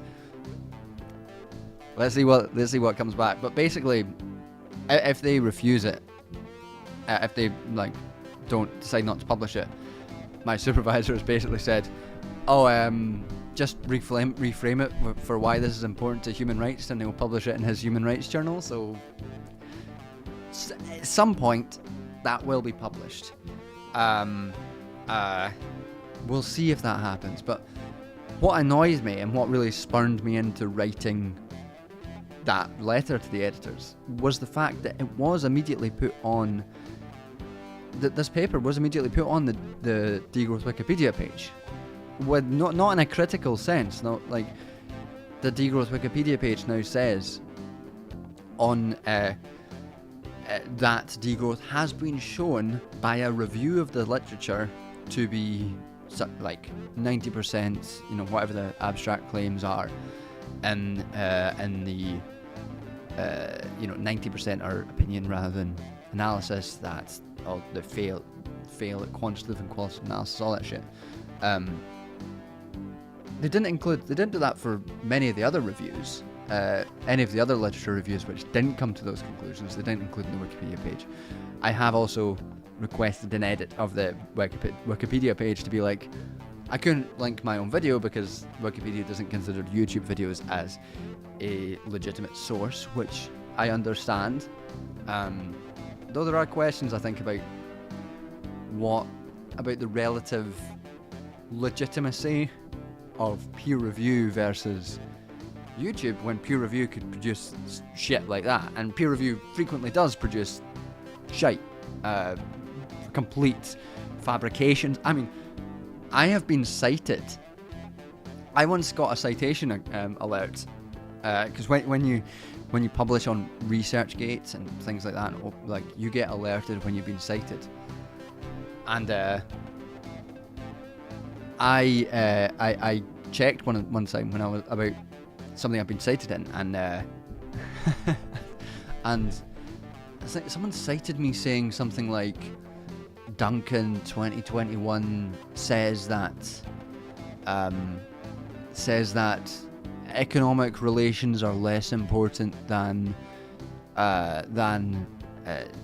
other social relations in society, and I was just like, what? Duncan 2021 does not say that. That's not a thing that Duncan 2021 says. I don't know where you got this impression. So yeah, peer review just produces bollocks. A lot of peer review is just bollocks. So it is interesting how and obviously a lot of YouTube is bollocks as well, and isn't, there's no standards there. So it's like comparing a bag of shit to a sack of shit. Both are shit at the end of the day. But yeah, so I couldn't link my own YouTube video to be like, here are the various reasons why this paper is shite. But if I do get this reply published, I can be like, here is a reply to an editor's published in a reputable journal discussing how this is shite.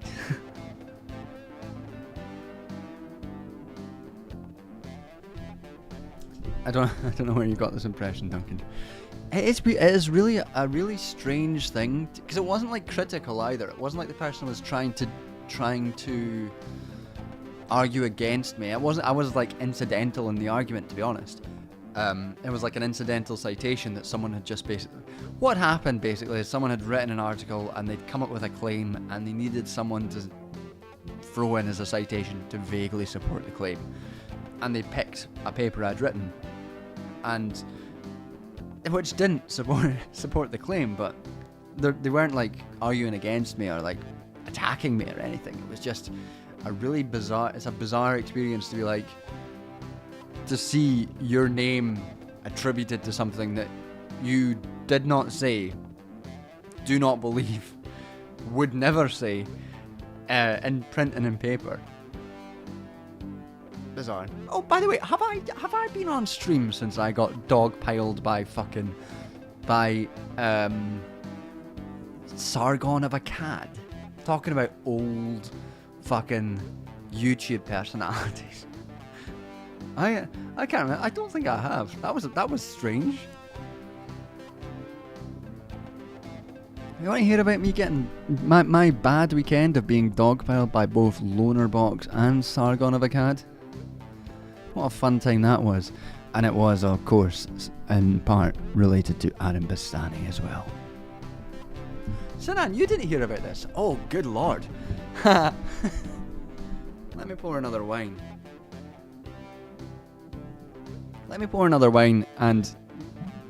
I'm going to do another tune, because this tune's annoying me and I want to talk about this. We'll talk about Sargon of Akkad.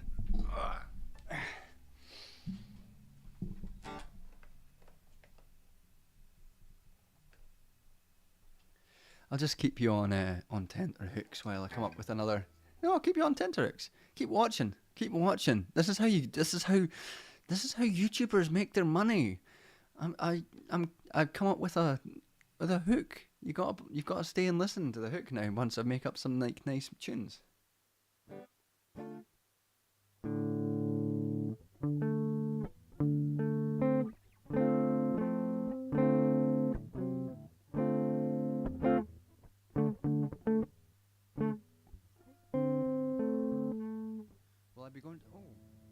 Will I be going to the historical materialism concert? I did want to go to the historical materialism conference actually.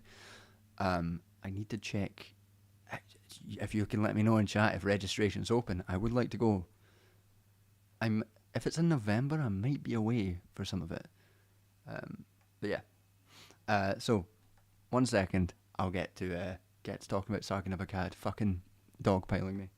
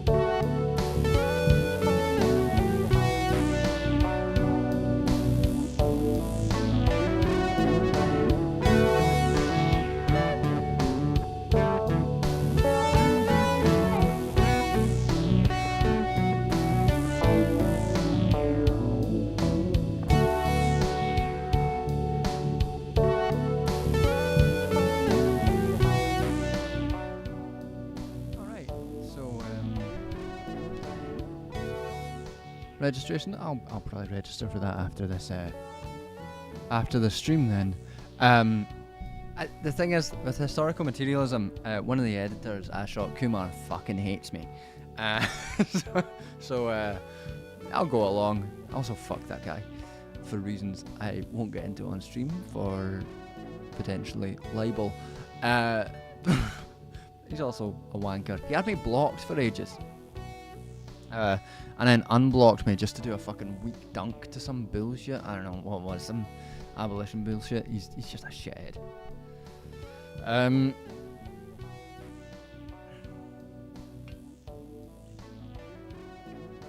Yeah, so a few weeks ago, I had a fun weekend. If anyone who follows me on Twitter noticed that I changed my Twitter profile picture. The reason I didn't really go into it at the time. The reason I changed my Twitter profile picture was because the amount of homophobic abuse that I was getting just got too much, frankly. And so I'd say to change it to something where it was less visibly queer. And part of that was, first of all, Lonerbox. Someone who I've decided is my Wario. Just so everyone knows that I now have, this channel now has a Wario, and it's Lonerbox. I've not really watched any of maybe one Lonerbox video a few years ago. Don't really know much about him. Posted some bullshit. And I was like, this is bullshit. He was just talking about the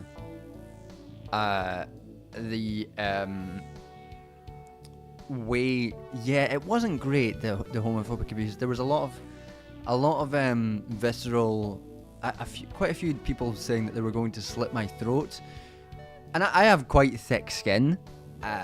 It got a bit much at that point. That's the reason why that profile picture changed, which is a shame because, among other things, my hair looks wonderful in that previous picture.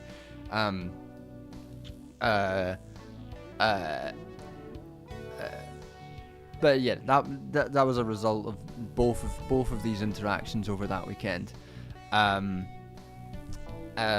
So Lonerbox had basically put out some sort of musing statement about how would anyone else, consider, it was at when Israel had blown up the pagers of a bunch of doctors' pagers in Lebanon. Indiscriminate murder, acts of aggression, despicable behaviour of a genocidal fascist state. And Lonerbox had done some fucking tweet about it, and I was like, this is inhuman, the way that you're describing that, which instigated a repeated back and forth where there's a thing people do when I disagree with them, where it's very clear, as this is a thing YouTubers do, YouTubers or streamers, whatever, they clearly have a Discord where they go and they're like, find clips or screenshots of tweets to make this person look bad. And so Lonerbox clearly went and found tweets and screenshots of me talking about, in the immediate aftermath of October 7th, talking about various things. The problem is, they were all my... the problem with trying to attack me for statements I have previously made on things is that I have a consistent set of beliefs, and you're not gotchaing me when you bring up my previous statements because they're consistent with what I believe. So, say for example, you respond to a tweet by me saying this is dehumanizing by a clip of me on stream saying, let's problematize the concept of civilianhood and the way in which innocence, a move to innocence is made for particular people. which is what happened. That's the point I was making. So I was saying that, some people get to be innocent, some people get to be terrorists, some people get to be civilians, some people get to be Hamas. Who are we talking about in these cases? Like, the idea of a civilian, the idea of an innocent is not a uncomplicated reality, but a construction, and a construction that has a political bent, which is correct. Like we were talking about guilt earlier, and who gets to be grievable, who gets to be we were talking about grief earlier, who gets to be grievable, who gets to be sort of ejected from the notion of being grievable. Similar sort of concept: who's innocent, who's guilty, who gets to be in the realm of civilian, and who gets to be in the realm of terrorists, in a condition where a bunch of people are occupiers and are settlers in a particular context. Basically said that in various contexts, and got all this shit from this loner box guy, but repeating my tweets back to me.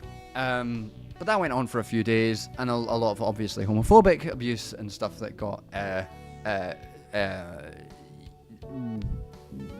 repeated at me as well, which played a part. I kind of whatever. Who cares? The guy's doesn't know what he's talking about. There was one where he was like, where I'd called Israelis as such settlers, not just Israelis in settlements in the West Bank, and he'd taken that tweet and be like, oh, you think you clearly got Gaza and the West Bank mixed up, and I was just like, you know so little that the concept of settlers within the whole of historic Palestine is foreign to you. So you don't have, not to be all Maoist, but no investigation, no right to speak. That shit. So that was day one, which was obviously unstressful.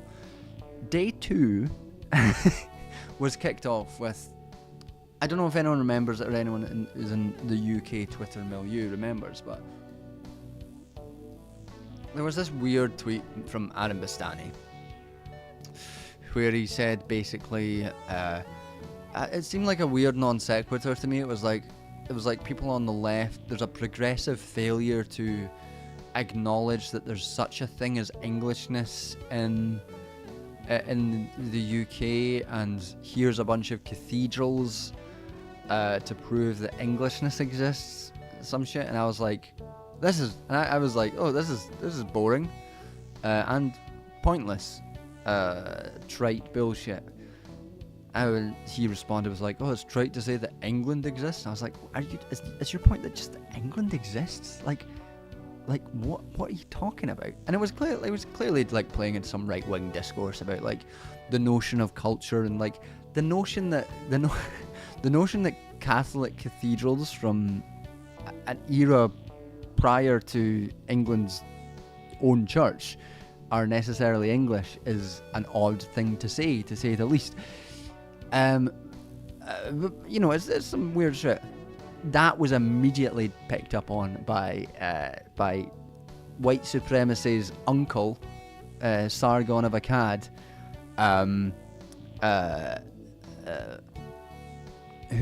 or Carl Benjamin, who immediately jumped on and essentially the defense of Aaron's point, which, in my view, if anything I said was immediately jumped upon with gleeful support from a very high-profile white supremacist, I would reconsider what my position was. Because that was it was instant. Clearly, he was in the comments, he was defending, agreeing with Aaron, in the quote tweets, going at me. Obviously, that lots of weird DMs came from that, and he wouldn't stop. It was like days. He just kept coming back to it, and I wasn't like, I think maybe replied to him once. I can't remember, but it just kept going, And I was like, my man, do you not have things to do? Do you not have... Like, the thing about Carl Benjamin is, like, he's such a Nazi, but he looks like a bird watcher. And I think he should get off the internet and just get a pair of binoculars and look at some fucking gulls on a beach somewhere. I think that would be a better thing for him to do with his life, rather than, you know, come up with the most homoerotic fucking profile picture on YouTube of people going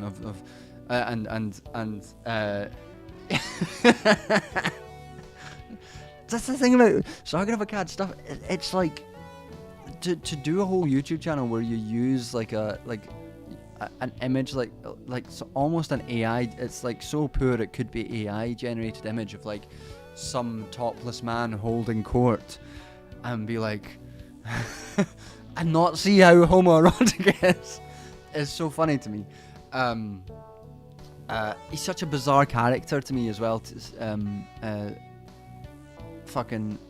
What's his face? Sargon of Akkad, Carl Benjamin, because he looks like an uncle. He has the vibe of someone's uncle. Violently racist, as a lot of uncles are. But also just his whole presence is deeply like the whole visual aesthetic that he used in his channel was so homoerotic. I find that baffling. It's bizarre. Why did you choose such homoerotic imagery, Sargon? Why did you choose such homoerotic imagery, Sargon?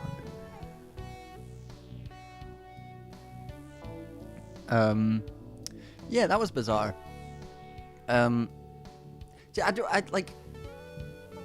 don't think Englishness is distinct from Britishness, but I don't think the sum of Britishness is only Englishness, because Scottishness is also created within the fires of empire. Like everything.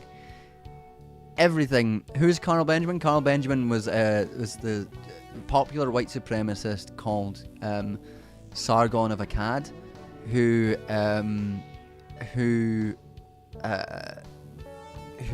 ran for like UKIP candidacy.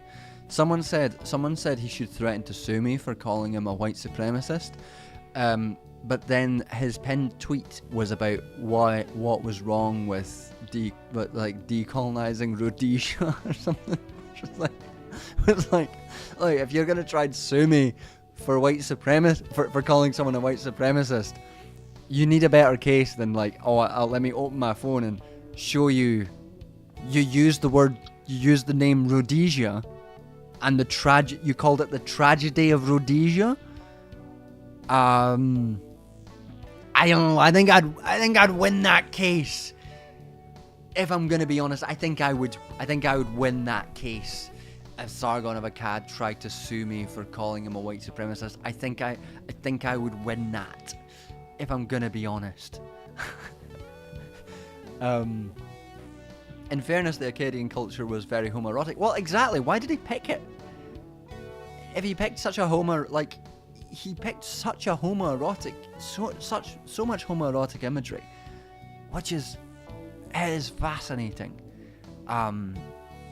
And it's like a lot of it is so lame as well. It's like images of like people stroking their chins and like, so rational. Look at me. Look at me consider the world. What the fuck are you doing? I think my YouTube profile picture is me holding up a big sign that says wrong.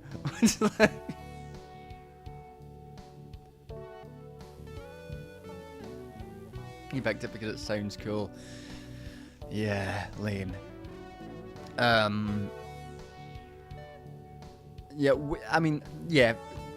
Fundamentally, the fundamental point is that over that weekend, two figures who were nominally on the left, and people kept trying to make me watch Loner Box material because we're both Scottish and therefore similar.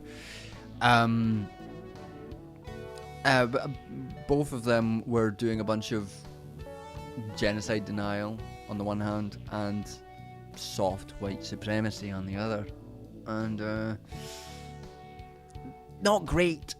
That's not great that's the state of the several people on the left at this point. I don't think that's ideal, if I'm going to be totally honest. And, you know, no, not Sargon of Akkad, Aaron Bastani. Sargon of Akkad is obviously a white supremacist, but Aaron Bastani was the one who was being agreed with by Sargon of Akkad. He was talking about he was basically doing a bunch of dog whistling to his GB News fucking handlers to still get on the on the TV to talk about being the sensible figure on the left or whatever.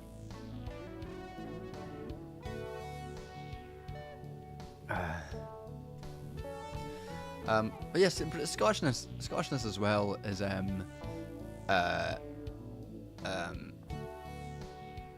very much born of empire. Tartan clans, fucking the whole imagery of a Scottish warrior class, the consolidation of Scotland, like governing structures, all this shit. It's all forged in empire, forged in Britishness, which is interesting. But I do think we do have to, if Englishness doesn't exist apart from Britishness, it's interesting to consider how much Scottishness does as well. Even if Scotland went independent, how much of the national, I don't have an answer for this, how much of the national perspective, how much of the nationhood of Scotland is contingent on Britishness. Anyway. But yeah, weird times, and now I have another profile picture. Since people really like my last video about a dickhead may take a swing at lower. Hey, you can do that. It means that you've got to watch some shite content. Apparently he's a Destiny man, a Destiny guy, which makes sense given the standard of chat which I was exposed to. Which was bad. You know what? I was thinking about this the other day. Someone was talking about, I think it was Mike from Wisecrack,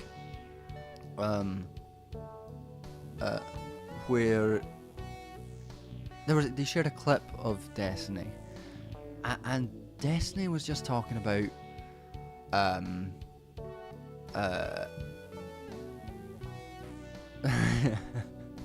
so now I'm watching slop all the time, yeah. Lena's saying because Scotland is rooted in Empire too, maybe it wouldn't have. Hey, I actually do have an old and quite good video about Scottish nationalism and cultural amnesia from way back, which talks about this. I taught and I can't remember why, but or how, but I used Ben Shapiro to illustrate cultural amnesia.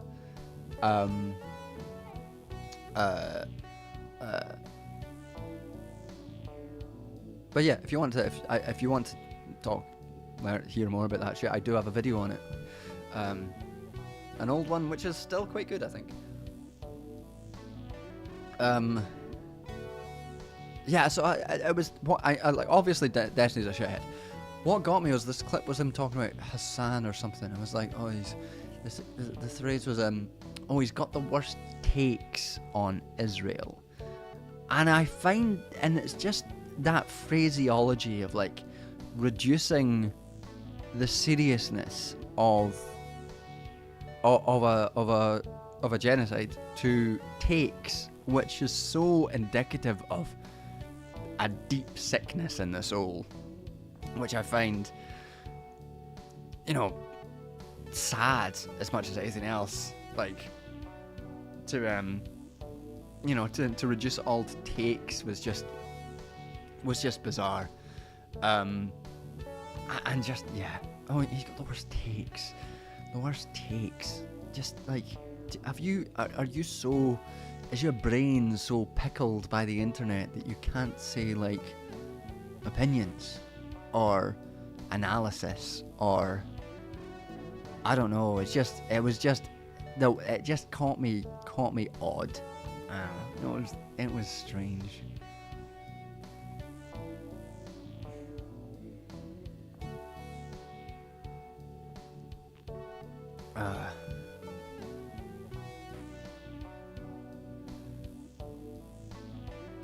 Lonerbox going, genocide apologist was disappointing. He seems to still be rigging debate train. Talking of the debate train, I was thinking about this earlier. Has anyone... is Vosh still around? I never see anything from Vosh anymore. Because I don't check, I guess. But is he still around? Is that still a guy who's about? Does he still make videos? I'm assuming Lonerbox is posh because the accent is posh. I don't know. I can't remember what he sounds like. Is he one of those guys that's like, I love the Glasgow banter. I absolutely love being in Glasgow and being a proud Ouija. Is it that sort of sort of accent? That fucking voice, man. That fucking voice. Talking about Glasgow. I was in Glasgow, not last week before, and the week before that as well, for a friend's stag and then a friend's wedding. Same friend, and just so everyone knows, so my friend was marrying American, so we were doing like American Scottish themed stag stuff, and we ended up going to Maggie Mae's. Well, it's just called Maggie's now, but it used to be Maggie Mae's back in the day. It used to be a sort of Irish bar that hosted a lot of metal bands, and now is a weird sort of cowboy bar with just the worst vibes. We went there and they have a mechanical bull, and I fucking tore that shit up, man. The girl who went on before me was like, set the night record for staying on the bull, and was going around talking. It's like, I just set the night record. I nailed it. I'm so excited. I set the night record. I go on, fucking smashed it. Fucking smashed it. I was like slapping that bull. There was no stopping me except after about a minute when I was flung off.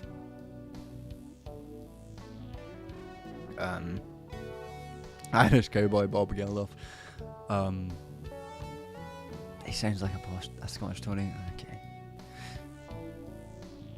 The standard of what was being said was very much in line with exactly the same. Does anyone remember when I put out that video on intent within genocide, which was obviously used Destiny as a framing device and was immediately flooded with Destiny fans? That the sort of style of speech was exactly the same as that. With Lonerbox, that was I kind of figured it was someone who was into debate shit, and as such did not have a clue what they were talking about, and was out of their depth, frankly. Yeah, boring people that we shouldn't listen to. Oh yeah, and I was going to talk about Ben Burgess as well, because he did. I enjoyed him tweeting out today, because he said that's in sort of milieu about read more Fanon. People need to read less Fanon and more Marx. And when I read that, I was just thinking, first of all, pathetic. Fanon is an extremely important thinker for trying to navigate exactly this moment. Secondly, you clearly don't understand Marx, because I've read your work and it's bad. So you should probably read more of both, or read less and stop posting and inflicting your thoughts on us. There's not. We've gone to the complain hour.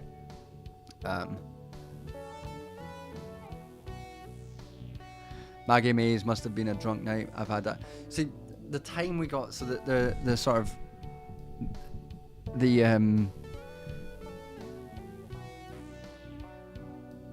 oh, it was Michael Brooks. He said would be annoying and have the worst takes. That's right, because it was even more. Yes, it was even more repulsive. Because the worst takes. That was it.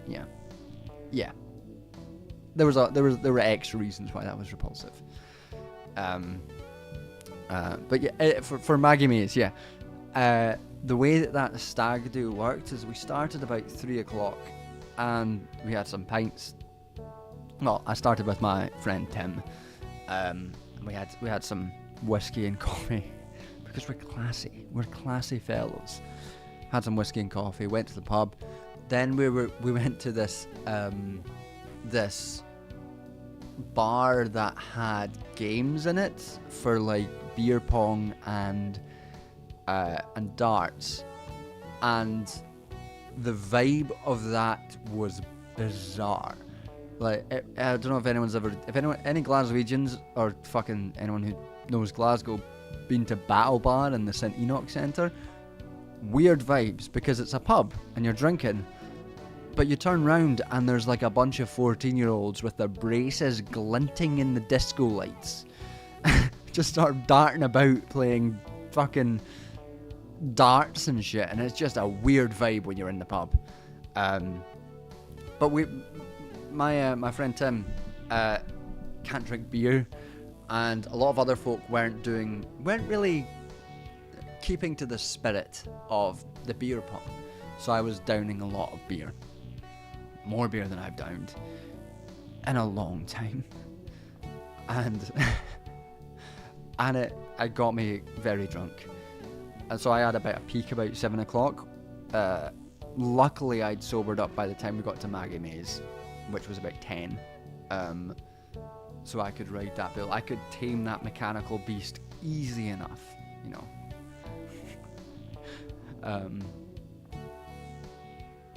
It's weird. I used to like. I swear Maggie's was better than it is now.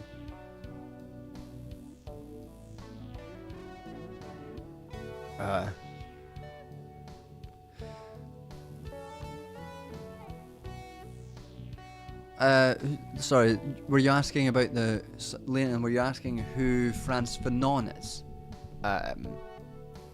Let me know if that's who you're asking about. For me, Scottish music is about jangly indie bands. Oh god, that's depressing. My friend Capiel Seshasai, one of the best Scottish musicians working today. Fanon's great. Let me talk about Fanon and while I look up some of Capiel's music. I'm always promoting Capiel because he's great. Fanon is wonderful. Fanon's work on violence and of colonialism is essential, basically. Essential reading for this moment. He writes evocatively and incisively about the role of the peasantry as the revolutionary class under that's Keppel. The link I posted is Capiel Seshasai, by the way. Look him up. Great stuff. Wonderful work about the colonised and about the use of force to reclaim a humanity that is stolen by colonisers. Very much essential reading for anyone trying to figure out this political moment, or frankly any political moment of the past 300 years. Wretched of the Earth, Black Skins, White Masks, great stuff. Other work which draws on it, Glenn Coulthard's book, Red Skin, White Masks, excellent book, draws a lot on Fanon. Very well worth reading as well for a different for examining colonialism from a slightly different vantage point of North American colonialism and the means of recognition through neoliberal ideals of commodifying land and things like that as part of ongoing genocide in North America. Also a great work.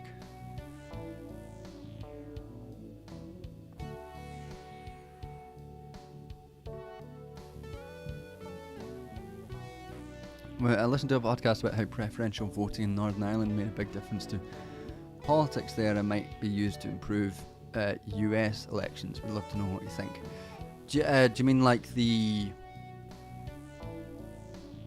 change in the preferential vote as the electoral system, as more sort of PR system?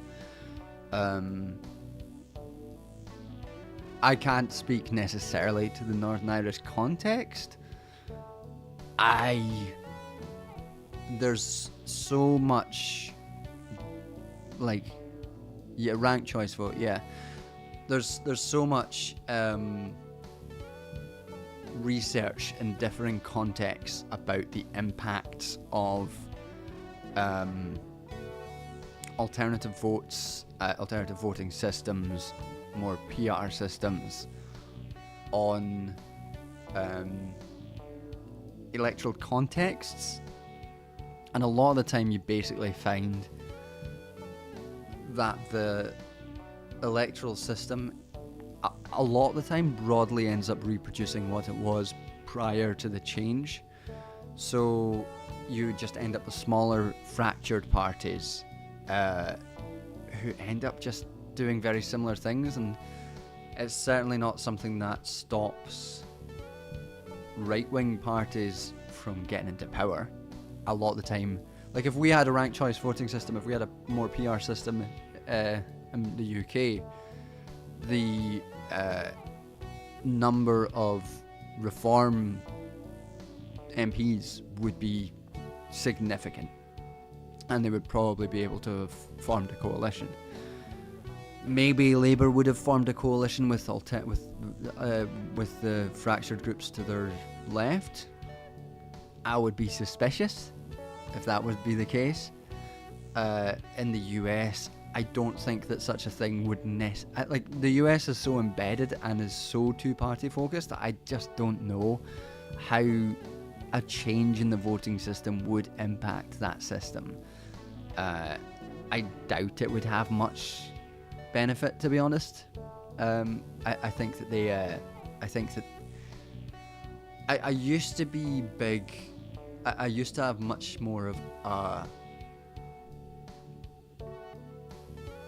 preference. I used to push much harder for alternative voting systems because, first past the post is obviously absurdly undemocratic. But I think that at this point, I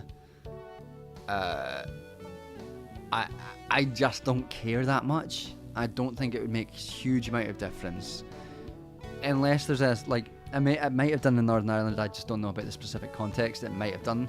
I would be suspicious of replicating that in any other cases.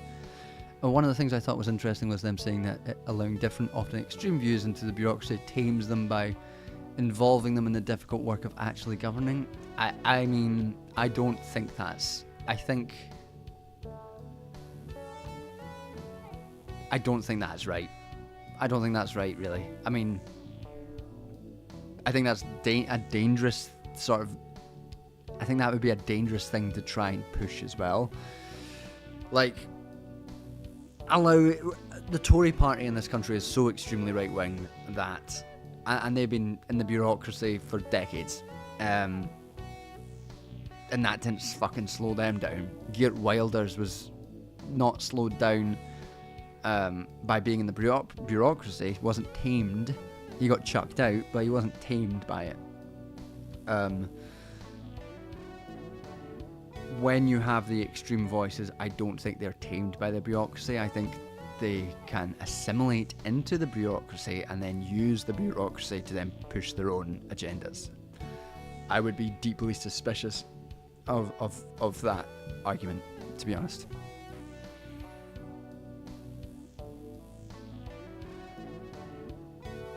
It's a classic poli-sci argument. It's been going on for as long as there's been elections, to be honest. As like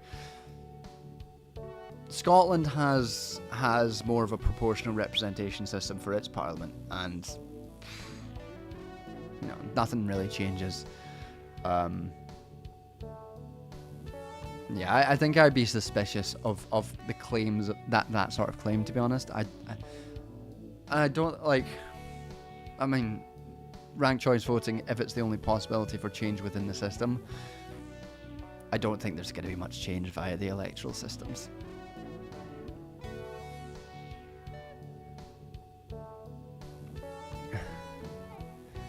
Okay, shall we make one last tune, and then we'll make it a more upbeat tune. So while I'm doing this, get in any questions, any last things you want to chat about, and then if no one's got any more burning questions after I've made this tune, we'll call it a night. So get your thinking caps on.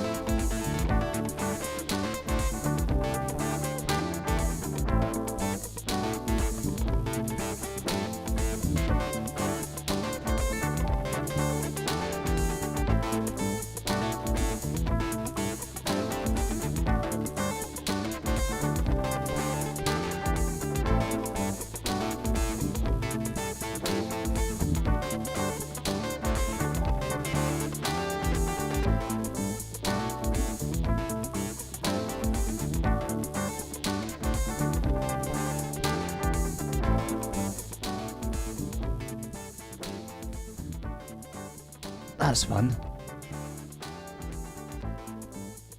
Oh God, innocent fugitive. You really have you've hit me with a fucking big one at the end there.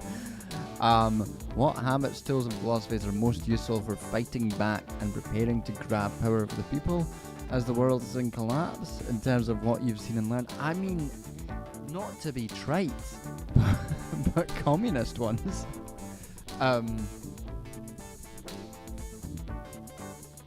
Habits and tools are interesting. You get into sort of the prefigurative stage and the interaction between what can be prefigured and what can't be.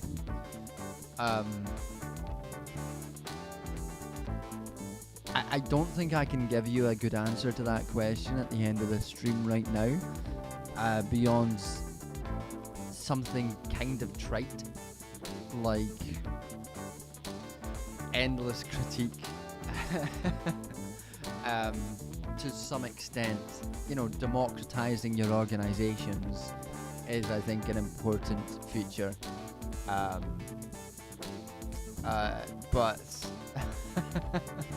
I don't know if I've got anything beyond that at this stage that I can necessarily report to you as any gem of wisdom. But it's definitely something to sort of muse on. Joshua Moldenhauer, I haven't read any of that, but if I do, I will remember that you asked, and I will talk about it at some point. But no, I haven't, unfortunately. Alright, with that, I think it's 11 o'clock. We will draw the stream to a close. I hope you've all had fun. A bit of a smaller stream today. But maybe next time it'll be bigger. And good wine, good quality camera worked, and some good tunes. And thanks for coming by. Video, anyone who's a patron can already see the next video. If you've not seen the last video, because if you had, give that a watch and give it a share if you've not seen it and if you want to share it. And yeah, thanks for coming along, and I'll see you. I'll see you in the video in a couple days, and in on stream hopefully in 2 weeks. I know I've been bad for sticking to 2 weeks. I've just been busy. But I'll see you hopefully in 2 weeks. Bye.